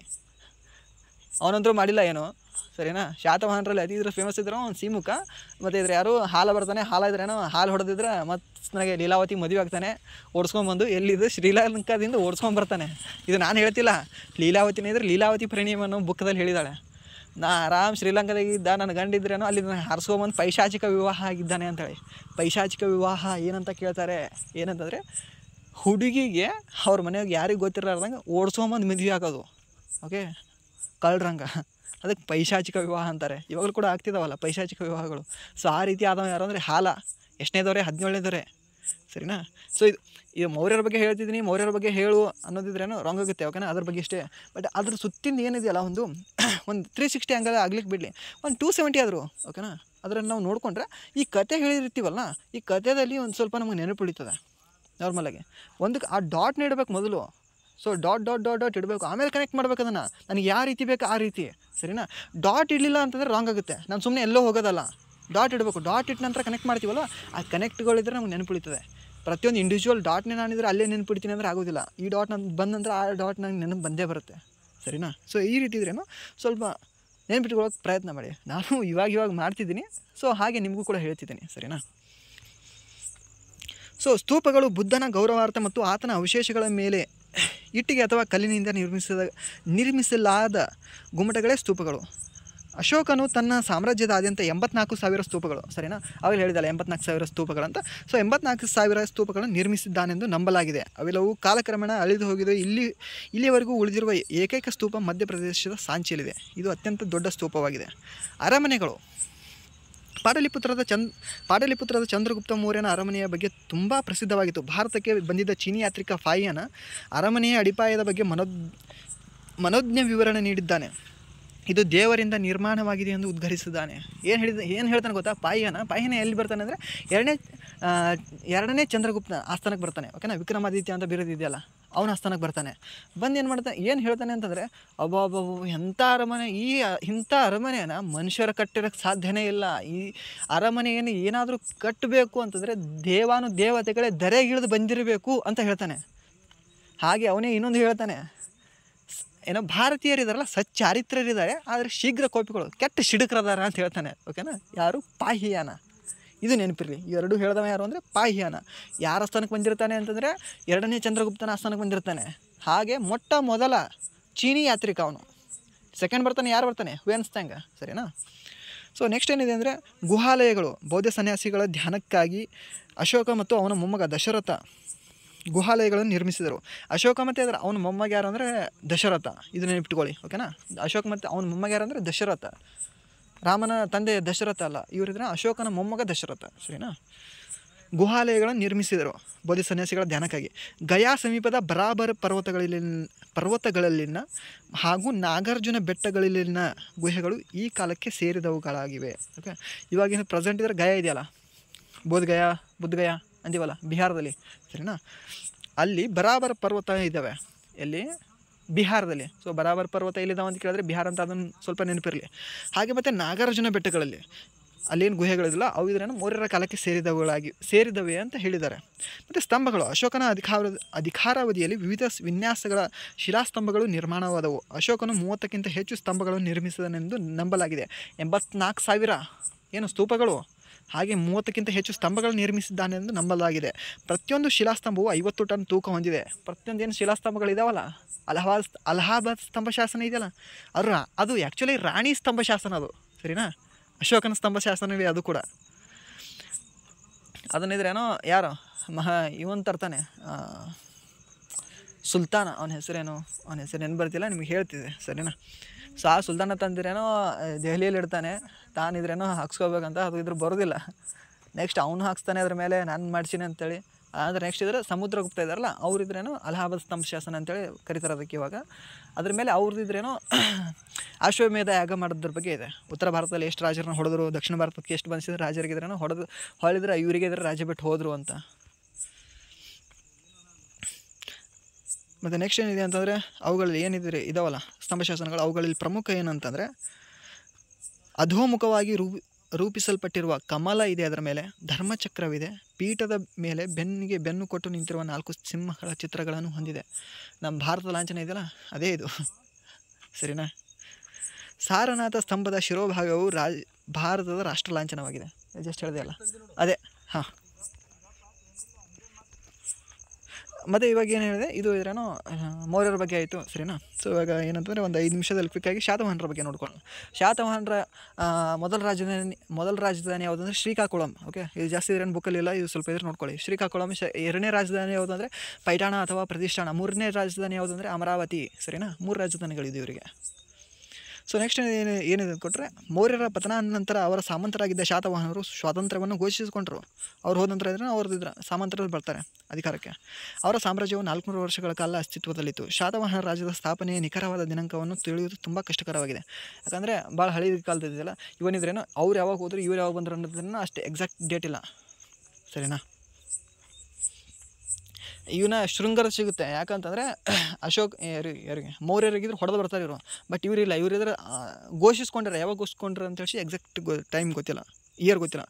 ಸಿಮುಖ ಈ ವಂಶದ ಸ್ಥಾಪಕ. ಪ್ರತಿಷ್ಠಾನ ಮಹಾರಾಷ್ಟ್ರದ ಆಧುನಿಕ ಪೈಠಾಣ, ಇವಾಗ ಪೈಠಾಣ ಇದೆಯಲ್ಲ ಆವಾಗಿನ ಪ್ರತಿಷ್ಠಾನ, ಅದಿದ್ರೇನೋ ಶಾತವಾಹನರ ರಾಜಧಾನಿ ಆಗಿತ್ತು. ಬಟ್ ಸಿಮುಖನ ರಾಜಧಾನಿ ಯಾವುದು ಗೊತ್ತಾ? ಸಿಮುಖನ ರಾಜಧಾನಿ ಶ್ರೀಕಾಕುಳಂ, ಆ್ಯಕ್ಚುಲಾಗಿ ಶ್ರೀಕಾಕುಳಂ ಅಂತ ಬರುತ್ತೆ. ಬಟ್ ಎರಡನೇ ರಾಜಧಾನಿ ಇದೆಯಲ್ಲ ಅದು ಇದ್ರೆ ಪೈಠಾಣ ಪ್ರತಿಷ್ಠಾನ. ಮತ್ತು ಶಾತವಾಹನರ ಪ್ರಮುಖ ಅರಸುಗಳೆಂದರೆ ಹಾಲ, 17ನೇ ಹಾಲ, ಹೆಸರಿಗೆ ತಕ್ಕಂಗೆ ಹಾಲು ಹೊಡಿತಿದ್ದ. Okay, heavy drinker. ಮತ್ತು ಗೌತಮಿ ಪುತ್ರ ಶಾತಕರ್ಣಿ 23ನೇ ಇದ್ರೇನೋ ದೊರೆ. ಇವನು ಕೇಳಿದ್ದಾರೆ ಎಷ್ಟನೇ ದೊರೆ ಇವರು ಅಂತ. ವಶಿಷ್ಠ ಪುತ್ರ ಪುಳಮಾಯಿ. ಓಕೆ, ಇವರೇ ಹೇಳಿದ್ದಾರೆ ನಾನು ಆವಾಗಲೇ, ಅಮರಾವತಿ ಸ್ತೂಪ ಕಟ್ಟಿಸಿದರು. ಅಂದರೆ ಯಜ್ಞಶ್ರೀ, ಕೊನೆಯ ದೊರೆ ಯಜ್ಞಶ್ರೀ, ಸರಿನಾ. ಇವರ ನಾಣ್ಯಗಳ ಮೇಲೆ ಏನಿದಾವೆ ಅಂತಂದರೆ ಮೀನು ಮತ್ತು ನೌಕೆ, ಸಮುದ್ರದ ಬಗ್ಗೆ ಇದ್ದಾವೆ ಇವ್ರ ನಾಣ್ಯದ ಮೇಲೆ, ಯಜ್ಞಶ್ರೀ ಶಾತಕರ್ಣಿ ಮೇಲೆ. ಮತ್ತು ಹಾಲ ಶಾತವಾಹನ ವಂಶದ 17ನೇ ದೊರೆ. ಇವನ ಸ್ವತಃ ವಿದ್ವಾಂಸನಾಗಿದ್ದು ಪ್ರಾಕೃತ ಭಾಷೆಯಲ್ಲಿ ಗಾಥಾ ಸಪ್ತಶತಿ ಎಂಬ ಕೃತಿಯನ್ನು ಬರೆದಿದ್ದಾರೆ. ಓಕೆನಾ. ಯಾರು ಅಂತಂದರೆ ಹಾಲ ಗಾಥಾ ಸಪ್ತಶತಿ ಬರೆದಿದ್ದಾರೆ. ಇದು ಎಷ್ಟು ಇದರೊಳಗೆ ಏನಿದಾವೆ ಗೊತ್ತಾ? ಶೃಂಗಾರ ಕಾವ್ಯಗಳಿದ್ದಾವೆ. ಓಕೆ, ಲವ್ ಪೋಯಮ್ಸ್ ಏನಂತೀವಿ ಇವಾಗ, ಶೃಂಗಾರ ಕಾವ್ಯಗಳು ಅಂತಂದರೆ ಎಕ್ಸಾಕ್ಟ್ ಕನ್ನಡ ಇಂಗ್ಲೀಷಲ್ಲಿ ಹೇಳಿದ್ರೆ ಚೆನ್ನಾಗಿ ಅನ್ಸಲ್ಲ, ಅದು ಶೃಂಗಾರ ಕಾವ್ಯ. ಓಕೆ, ಶೃಂಗಾರದ ಹಂಗೆ ಮರ ಬಿಟ್ಟಿದೆ, ನಾಚಿಕೆ ನನ್ನ ಜೊತೆಟು ಬಿಟ್ಟಿದೆ, ಕಳ್ಳಾಟಕ್ಕೆ ಮಳ್ಳ ಮನತು ಅಂದಿದೆ. ಈ ರೀತಿ ಇವಾಗಿದ್ರೆ ಯೋಗರಾಜ್ ಭಟ್ರು ಇದ್ರೇನೋ ಈ ಶೃಂಗಾರ ಕಾವ್ಯಗಳು ಬರೆದಿದ್ದಾರೆ ಗೊತ್ತಾ, ಶೃಂಗಾರದ ಹಾಡುಗಳು ಇವೆಲ್ಲ. ಓಕೆನಾ. ಆ ರೀತಿ ಅವಾಗಲೇ ಯಾರು ಹಾಲ 17ನೇ ದೊರೆಯಾದ ಹಾಲ ಬರೀತಾನೆ. ಹಾಲು ಹೊಡೆದು ನಿಶೆ ಒಳಗೆ ಬರ್ದಾನೆ ಅನ್ನಿಸ್ತದೆ, ಇಲ್ಲ ಅಂತಂದರೆ ಬರೆದಿರಬೇಕು ಚೆನ್ನಾಗಿ. ಬಟ್ ಬರೆದಿದ್ದಾರೆ ಇವರು ಹೆವಿ, ಅಂದರೆ ಇವ್ರು ಕೂಡ ಇದ್ರೆ ಯುದ್ಧ ಮಾಡಿದವರೆಲ್ಲ ಏನಿಲ್ಲ. ಬಟ್ ಇದ್ರೇನು ಕವಿತೆ ಬರೆಯೋದು, ಬುಕ್ಕ ಬರೆಯೋದು, ಬಂದವರಿಗೆಲ್ಲ ಹೇಳೋದು. ಇವ್ರ ವೈಫ್ ಕೂಡ ಹಾಗೆ, ಯಾರು ಲೀಲಾವತಿ ಕೂಡ ಇದ್ರೆ ಲೀಲಾವತಿ ಪರಿಣಿಯಮ ಅಂತ ಬರೆದಿದ್ದಾರೆ. ಮತ್ತು ಇವ್ರು ಬರ್ತಾರೆ ಗುಣಾಢ್ಯ ಅಂತ ಬರ್ತಾರೆ ಇವ್ರ ಅಸ್ತಂದೊಳಗೆ. ಗುಣಾಢ್ಯ ಇದ್ರೆ ಬೃಹತ್ ಕಥಾ ಬರೆದಿದ್ದಾನೆ. ಮತ್ತು ಕಾತಂತ್ರ ವ್ಯಾಕರಣ, ಸರ್ವವರ್ಮ ಎಲ್ಲ ಅವರೇ. ಇವ್ರ ಆಸ್ತಂದೊಳಗಿದ್ದಾರೆಲ್ಲ ಬರೆಯೋರೇ, ಅಷ್ಟು ಬರೆಯೋದಂದ್ರೆ ಬರೆಯೋದೆ ಹೆವಿ. ಸಾಹಿತಿಗಳಂದ್ರೆ ಸಾಹಿತಿಗಳು ಇವರೆಲ್ಲ ಇವ್ರ ಆಸ್ತಂದೊಳಗೆ. ಯಾರು? ಹಾಲಿನ ಆಸ್ತಂದೊಳಗೆ. ಗುಣಾಢ್ಯ ಇವ್ರ ಆಸ್ತಂದವನೇ, ಲೀಲಾವತಿ ಇವ್ರ ಹೆಂಡತಿ, ಸರ್ವವರ್ಮ ಇದ್ರೇನು ಇವ್ರ ಆಸ್ತಂದವರೇ. ಇವರು ಕೂಡ ಸ್ವತಃ ಕವಿ, ಸರಿನಾ. ಬಟ್ ಆದರೆ ಹೆವಿ ಅಂದ್ರೇನೋ ಬುದ್ಧಿವಂತರು ಇವರು ಹಾಲ. ಯಾಕಂದರೆ ಇಲ್ಲಿ ಗೋದಾವರಿಯಿಂದ ಇದಕ್ಕೆ ಹೋಗಿ ಸಿಲೋನಿಗೆ ಹೋಗಿ, ಮೀನ್ಸ್ ಇವಾಗಿನ ಶ್ರೀಲಂಕಾಕ್ಕೆ ಹೋಗಿ ಲೀಲಾವತಿಗಿದ್ರೆ ಹಾರಿಸ್ಕೊಂಬರ್ತಾರೆ. ಯಾರೋ ಹೇಳಿರ್ತಾರೆ ಇವ್ರಿಗೆ, ಎಲ್ಲಿ ಮಸ್ತೊಂದು ಹುಡುಗಿ ಅದಾಳೆ, ನೀ ಮದುವೆ ಆಗಬೇಕಪ್ಪ ಅಂತ ಹುಡುಗಿಗೆ, ನೀ ರಾಜದಿ. ಅದಕ್ಕೆ ನೌಕಾ ಸೇನೆ ತೊಗೊಂಡು ಇಲ್ಲಿದ್ದು ಬಿಟ್ಟವರು ಸೀದಾ ಅಲ್ಲೇ ಶ್ರೀಲಂಕಾದ ಹೋಗಿ ಅಲ್ಲಿ ಹೊಡೆದು ಎಲ್ಲರಿಗೆ ಚೆಂಡು ಮುರಿಯಂಗೆ ಹೊಡೆದು ಅಲ್ಲಿದ್ದರೆ ಹಾರಿಸ್ಕೊಂಬರ್ತಾರೆ ಲೀಲಾವತಿಗೆ, ಸರಿನಾ. ಆ್ಯಕ್ಚುಲಿ ಆವಾಗಲೇ ಹೇಳಿದ್ದೀನಿ ನಿಮಗೆ, ಇದು ನಾನು ಹೇಳ್ತಿರೋದಲ್ಲ. ಲೀಲಾವತಿ ಪರಿಣಿಯಮ ಅನ್ನೋ ಬುಕ್ ಒಳಗೆ ಹೇಳಿದ್ದಾರೆ, ಸರಿನಾ. ಸೊ ನೆಕ್ಸ್ಟ್ ಏನಿದೆ ಅಂತಂದರೆ, ಮತ್ತು ಇದು ಇನ್ನೊಂದಿದೆಯಲ್ಲ, ಈ 700 ಶೃಂಗಾರ ಕಾವ್ಯ ಅಂತ ಹೇಳಿದೆ. ಇದು ಶೃಂಗಾರ ಕಾವ್ಯ 700 ಇದೆಯಲ್ಲ, ಈ ಬುಕ್ ಎದರಿಂದ ಸ್ಟಾರ್ಟ್ ಆಗುತ್ತೆ ಅಂದರೆ ಶಿವನ ಸ್ಮೃತಿಯಿಂದ ಸ್ಟಾರ್ಟ್ ಆಗುತ್ತೆ ಅದು. ಓಕೆನಾ. ಶಿವನ ಸ್ತೋತ್ರದಿಂದ ಸ್ಟಾರ್ಟ್ ಆಗುತ್ತೆ. ಯಾವುದು? ಗಾಥಾ ಸಪ್ತಶತಿ. 700 ಇದ್ರೆ ಶೃಂಗಾರ ಕಾವ್ಯಗಳಿರಲಿ, ಅದನ್ನು ಮೊದಲಿದ್ರೇನೋ ಪೀಠಿಕೆ ಅಂತ ಬರಿತೀವಲ್ಲ, ಯಾವುದಾದ್ರೂ ಕೂಡ ಇದ್ರೇನೋ ಮೊದಲು ಸ್ಟಾರ್ಟಿಂಗ್ ಇದ್ರೆ ಅಂತ ಏನಾದರೂ ಒಂದು ಬರಿತೀವಿ, ಓಮ್ ಅಂತ ಬರಿತೀವಿ, ಏನೋ ಒಂದು ಬರಿತೀವಿ ಗೊತ್ತಾ. ಆ ರೀತಿಯಲ್ಲಿ ಇದ್ರೆ ಏನಿದೆ ಅಂತಂದರೆ ಶಿವನ ಸ್ಮೃತಿ ಇದೆ. ಓಕೆನಾ. ಅದರಿಂದ ಸ್ಟಾರ್ಟ್ ಆಗಿದೆ ಇದು. ಸೊ ನೆಕ್ಸ್ಟ್ ಏನಿದೆ ಅಂದರೆ ಗೌತಮಪುತ್ರ ಶಾತಕರ್ಣಿ ಬಗ್ಗೆ ಇದೆ. ಇವರು ಸಾಮಾನ್ಯ ಶಕ ಇದ್ರೇನೋ 106ರಿಂದ 130ರವರೆಗೂ ಆಳ್ವಿಕೆ ಮಾಡಿದ್ರು ಇವರು. ಓಕೆ. ಹಾಲನ ಅಶಕ್ತ ಉತ್ತರಾಧಿಕಾರಿಗಳಿಂದಾಗಿ ಶಾತವಾಹನರ ಅಧಿಕಾರಕ್ಕೆ ತೀವ್ರ ಹಿನ್ನಡೆಯಾಗಿತ್ತು. ಓಕೆ. ಅಂದರೆ ಇವರು ಮುಂದೆ ಎಲ್ಲ ಬಂದವರು ಇದ್ರೇನೋ, ಮೊದಲು ಬಂದವರಿದ್ರೆ ಸ್ಟ್ರಾಂಗ್ ಇರ್ತಾರೆ, ಅವ್ರು ಮುಂದೆ ಬಂದವರೆಲ್ಲ ಇದ್ರೆ ಸ್ಪೂನ್ ಫೀಡಿಂಗ್ ಆಗ್ತದೆ ಅವರಿಗೆಲ್ಲ. ಓಕೆನಾ. ಇವು ನೋಡಿರಿ, ಮಯೂರವರ್ಮ ಇದ್ರೆ strong, Gangavarma strong, Bhagiratha Varma strong, Kakustha Varma strong, Shantivarma dull. Next ಇದ್ರೇನು ಎರಡನೇ ಕೃಷ್ಣ ಅಂತ ಬರ್ತಾರೆ ಲಾಸ್ಟಿಗೆ, ಅವರು ಹೆವಿಡಲ್. ಸೊ ಲಾಸ್ಟಿಗೆ ಬಂದಂಗೆ ಏನಿರುತ್ತಲ್ಲ, ಅವರು ಸ್ಟ್ರಗಲ್ ಮಾಡಿರಲ್ಲ, ಸರಿನಾ. ಸೊ ಸ್ಟ್ರಗಲ್ ಮಾಡದೇ ಇರೋ ಯಾರು ಬರ್ತಾರಲ್ಲ ಅವರಿದ್ರೆ ಅವ್ರ ಪದವಿನೂ ಕಳ್ಕೊತಾರೆ. ಹಾಗೆ ಏನಂತಂದರೆ ಅವರ ಒಂದು ನಿಜವಾದ ಅವ್ರ ಮನೆತನ ಇರುತ್ತಲ್ಲ ಅದಕ್ಕಿದ್ರೇನೋ ಅವ್ರು ಸೂಟ್ ಆಗೋದಿಲ್ಲ. ಇವಾಗ ಚಂದ್ರಗುಪ್ತ ಮೌರ್ಯ ಬರ್ತಾರೆ, ಬಿಂಬಸಾರ ಬರ್ತಾರೆ, ಅಶೋಕ್ ಬರ್ತಾರೆ, ಅವ್ರಂತ ಬರೋರು ಡಲ್. ಬಾಬರ್ ಬರ್ತಾನೆ, ಅಕ್ಬರ್ ಬರ್ತಾನೆ, ಸರಿನಾ, ಔರಂಗಜೇಬ್ ಬರ್ತಾನೆ, ಇವ್ರು ಬರ್ತಾನೆ. ಅಂದರೆ ಇವರೆಲ್ಲ ಇದ್ರೆ ಅವ್ರು ಒಳ್ಳೆಯವರೋ ಕೆಟ್ಟವರೋ ಸೆಕೆಂಡ್ರಿ. ಅದು ಅಂದ್ರೆ ಅವ್ರು ಇದ್ರೆ ಭಾರತ ದೇಶಕ್ಕೆ ಒಳ್ಳೇದು ಮಾಡಿದಾರೋ ಕೆಟ್ಟದ್ದು ಮಾಡಿದಾರೋ ಅದು ಸೆಕೆಂಡ್ರಿ. ಬಟ್ ಶಕ್ತಿ ಅಂತ ಹೇಳ್ತಿದ್ದೀನಿ ನಾನು, ಸರಿನಾ. ಅದು ಆದ ನಂತರ ನೆಕ್ಸ್ಟ್ ಬಂದವರೇ ಏನಾಗಿದ್ದರು, ಕಳ್ಕೊಂಡವರೇ ಆಗಿದ್ರು ಎಲ್ಲರೂ, ಸರಿನಾ. ಸೊ ಅದೇ ರೀತಿ ಇಲ್ಲಿ ಕೂಡ ಏನಾಗುತ್ತೆ ಅಂದರೆ 17ನೇ ದೊರೆ ಇದ್ರೆ ಅವ ಸ್ಟ್ರಾಂಗ್ ಇದ್ದ, ಅವನ ನಂತರ ಬರೋರು ಏನಿರ್ತಾರಲ್ಲ ಅವ್ರು ವೀಕ್ ಆಗ್ತಾರೆ. ಸೊ ಅದರಿಂದ ಶಾತವಾಹನ ಅನ್ನೋದು ಏನಿದ್ರೆ ಅನ್ನೋದು ಡೈನೆಸ್ಟಿ ಇದೆಯಲ್ಲ ಅದು ವೀಕ್ ಆಗ್ತಾ ಬರುತ್ತೆ. ಅವಾಗ ನೆಕ್ಸ್ಟ್ ಬರೋರೇ ಹುಲಿ ಯಾರು ಅಂತಂದರೆ ನಮ್ಮ ಪ್ರೀತಿಯ ಗೌತಮಿ ಪುತ್ರ ಶಾತಕರ್ಣಿ. ತಾಯಿ ಹೆಸರನ್ನಿದ್ರೆ ತನ್ನ ಹೆಸರನ್ನು ಮುಂದೆ ಇಟ್ಕೊಂಡಿದ್ರೇನೋ ಆಳ್ವಿಕೆ ಮಾಡಿದ ಏಕೈಕ ದೊರೆ. ಓಕೆ, ಶಾತಕರ್ಣಿ, ಗೌತಮಿ ಪುತ್ರ ಶಾತಕರ್ಣಿ. ಅವ್ರ ತಾಯಿ ಹೆಸರು ಏನಂದರೆ ಬಾಲಶ್ರೀ ಗೌತಮಿ.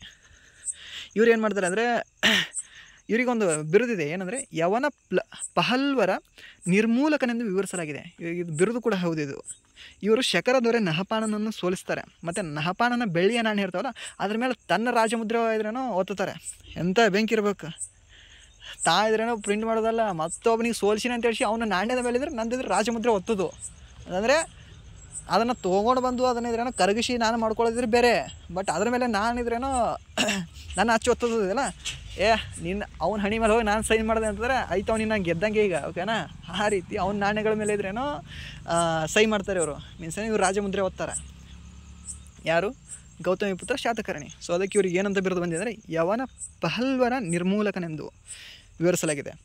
ನೆಕ್ಸ್ಟ್ ಏನಿದೆ ಅಂತಂದರೆ ಇವರ ಸಾಧನೆಗಳನ್ನು ಅವರ ತಾಯಿ ಗೌತಮಿ ಬಾಲಶ್ರೀ ನಾಸಿಕ್ ಗುಹಾಶಾಸನದಲ್ಲಿ ದಾಖಲಿಸಿದ್ದಾಳೆ, ಓಕೆನಾ. ಈ ಗೌತಮಿ ಪುತ್ರ ಶಾತಕರ್ಣಿ ಇದ್ದಾರಲ್ಲ, ಇವ್ರ ತಾಯಿ ಯಾರು ಅಂದರೆ ಬಾಲಶ್ರೀ ಗೌತಮಿ. ಇವರೇನಿದಾರಲ್ಲ ನಾಸಿಕ್ ಶಾಸನಗಳಲ್ಲಿ ಬರೆಸಿದ್ದಾರೆ, ಸರಿನಾ. ನಾಸಿಕ್ ಅನ್ನೋದಿದ್ರೆ ಏನು ಊರಿದೆ ಅಲ್ಲ ಮಹಾರಾಷ್ಟ್ರದಲ್ಲಿ, ಅಲ್ಲಿದ್ರೇನೋ ಬರೆಸಿದ್ದಾರೆ ನನ್ನ ಮಗ ಹಿಂಗೆ ಮಾಡ್ದ ಅಂತ, ಸರಿನಾ. ಸೊ ನೆಕ್ಸ್ಟ್ ಏನಿದೆ ಅಂತಂದರೆ ಇವ್ರದ್ದು ಕರ್ನಾಟಕದೊಳಗೆ ಒಂದು ಶಾಸನ ಬರುತ್ತೆ. ಯಾರ್ದು ಇವರು ಶಾತವಾಹನರದು. ಯಾವುದಂದರೆ ಹಿರೇಹಡಗಲಿ ಶಾಸನ ಅಂತ ಬರುತ್ತೆ. ಇದು ಭಾಳ ಬುಕ್ಕಲ್ಲಿಲ್ಲ, ಬಟ್ ಇದನ್ನು ನೋಡ್ಕೊಳ್ಳಿ ಅಷ್ಟೇ.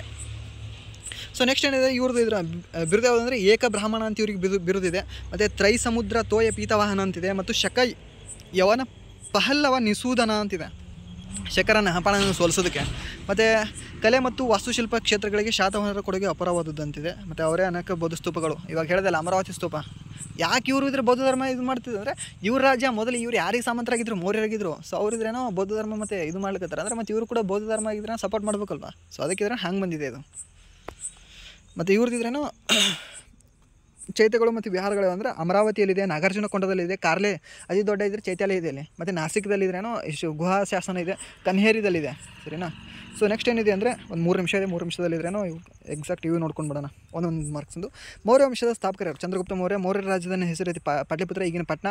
ಮೌರ್ಯರ ರಾಜಲಾಂಛನ ಯಾವುದಂದ್ರೆ ಧರ್ಮಚಕ್ರ. ಮುದ್ರಾ ರಾಕ್ಷಸ ಇದ್ದರೆ ವಿಶಾಖದತ್ತ ಬರೆದಿದ್ದಾರೆ. ಅರ್ಥಶಾಸ್ತ್ರ ಯಾರು ಬಂದರೆ ಕೌಟಿಲ್ಯ ಬರ್ತಾರೆ. ಇಂಡಿಕಾ ಇದ್ದರೆ ಮೆಗಸ್ಥಾನಿಸ್ ಬರೆದಿದ್ದಾನೆ. ಚಂದ್ರಗುಪ್ತ ಮೌರ್ಯ ಸಾಮ್ರಾಜ್ಯ ಸ್ಥಾಪಿಸುವಲ್ಲಿ ನೆರವಾದವರು ಯಾರು ಅಂದರೆ ವಿಷ್ಣುಗುಪ್ತ, ಕೌಟಿಲ್ಯ, ಇಲ್ಲಾಂತಂದರೆ ಭಾರತ ಮೆಗಾವಿಲಿ ಅಂತ ಹೇಳಿ, ಇಲ್ಲಾಂದರೆ ಯಾವುದು ಚಾಣಕ್ಯ ಅಂತ ಹೇಳಿ, ಸರಿನಾ. ಮತ್ತು ಚಂದ್ರಗುಪ್ತ ಮೌರ್ಯನ ಆಸ್ಥಾನಕ್ಕೆ ಮೆಗಾಸ್ಥಾನಿಸನನ್ನು ರಾಯಭಾರಿಗೆ ಕಳಿಸಿದರೆ ಅವರೇ ಸೆಲ್ಯೂಕಸ್. ಯಾರು ಅಂದರೆ ಗ್ರೀಕ್ ದೊರೆ. ಚಂದ್ರಗುಪ್ತ ಮೌರ್ಯನಿಂದ ಸೋಲಿಸಲ್ಪಟ್ಟ ಗ್ರೀಕ್ ದೊರೆ ಯಾರು ಅಂತಂದರೆ ಅವರೇ ಸೆಲ್ಯೂಕಸ್, ಅವರೇ ಕಳಿಸಿದ್ದಾರೆ ಮೆಗಾಸ್ಥಾನಿಸ್ಗನ. ಜೈನ ಧರ್ಮವನ್ನು ಅನುಸರಿಸಿದ ಮೌರ್ಯ ಅರಸನನ್ನು ಹೆಸರಿಸಿ. ಯಾವಾಗ ಹೇಳಿದ್ರೆ ತಾನೇ ನಾನು ನಿಮಗೆ ಬೌದ್ಧ ಧರ್ಮಕ್ಕೆ ಯಾರು, ಜೈನ ಧರ್ಮಕ್ಕೆ ಯಾರು ಅಂತ. ಯಾರಂದರೆ ಚಂದ್ರಗುಪ್ತ ಮೌರ್ಯ. ಚಂದ್ರಗುಪ್ತ ಮೌರ್ಯ ತನ್ನ ಕೊನೆಯ ದಿನಗಳು ಎಲ್ಲಿ ಕಳೆದರೆ ಶ್ರವಣಬೆಳಗೊಳ, ಹಾಸನ ಜಿಲ್ಲೆ. ಮೌರ್ಯ ಸಂತತಿಯ ಶ್ರೇಷ್ಠ ದೊರೆ ಯಾರು ಅಂದರೆ ಅಶೋಕ.